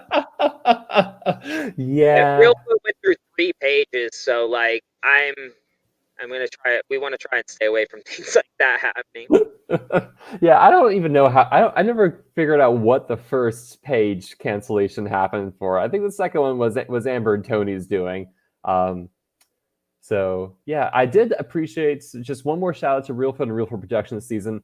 I really appreciated both the videotaping and the posting those videos afterwards because this was the first season that I didn't have like weird headphones cranking up to hundreds to try to discern what people were saying. So it made it a lot easier as a viewer to watch and understand what's going on. So shout out to Real for They Production did a for. good job labeling everything too.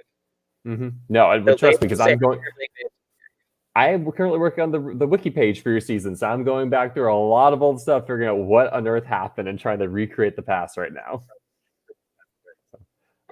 Frank, is there anything else you want to shout out or bring people's attention to as we wrap up here? One more thing, I couldn't do this interview without plugging the harempants.com. If you want to get your harem pants and join the cult, they're the most comfortable pants on the planet. That is harempants.com. And if you use promo code for the fans, you can get 10% off and join the cult. Steven, I think I'm going to have it. If I ever meet you in person, I'm just going to give you a pair because we've done so many of these interviews together. So you got a pair of pants on me coming, just so you know. Let's do a third one in the future. Let's make it happen. Yep. We just need to do maybe the Redemption Island where it's like me on a tribe, Ame on a tribe, and we just go at it. That might be me and Ame might be the third time appearances on Reelfoot if there ever was one. Just throwing that out in the universe. Bring on the captain seasons. We're at that era in Reelfoot, I guess. Well, Frank, just thank you so much for your time tonight. I'm really glad I got a chance to talk with you, catch up with you, and just I loved hearing about your experience in the game. And I was gutted seeing you go out the shot in the dark like that, but I'm really happy that like you said, everything happens for a reason, that you got some experiences you've been really looking for out of the game, both in and also after the game as well. And the only person to send me out of the game won it, so I can live with that. You can't complain about that, right? And so speaking of that, tomorrow night I'm talking with the winner of Surviving Reelfoot, Austin, and we can hear all about his multiple votes for Frank, among other people. So tune in tomorrow night at 8 p.m. Central Standard Time, and we're gonna pick Austin's game clean and try to keep it under 3 hours. We'll see how that works. But yeah, thank you everyone for tuning in, and thank you again, Frank, and have a good night, y'all.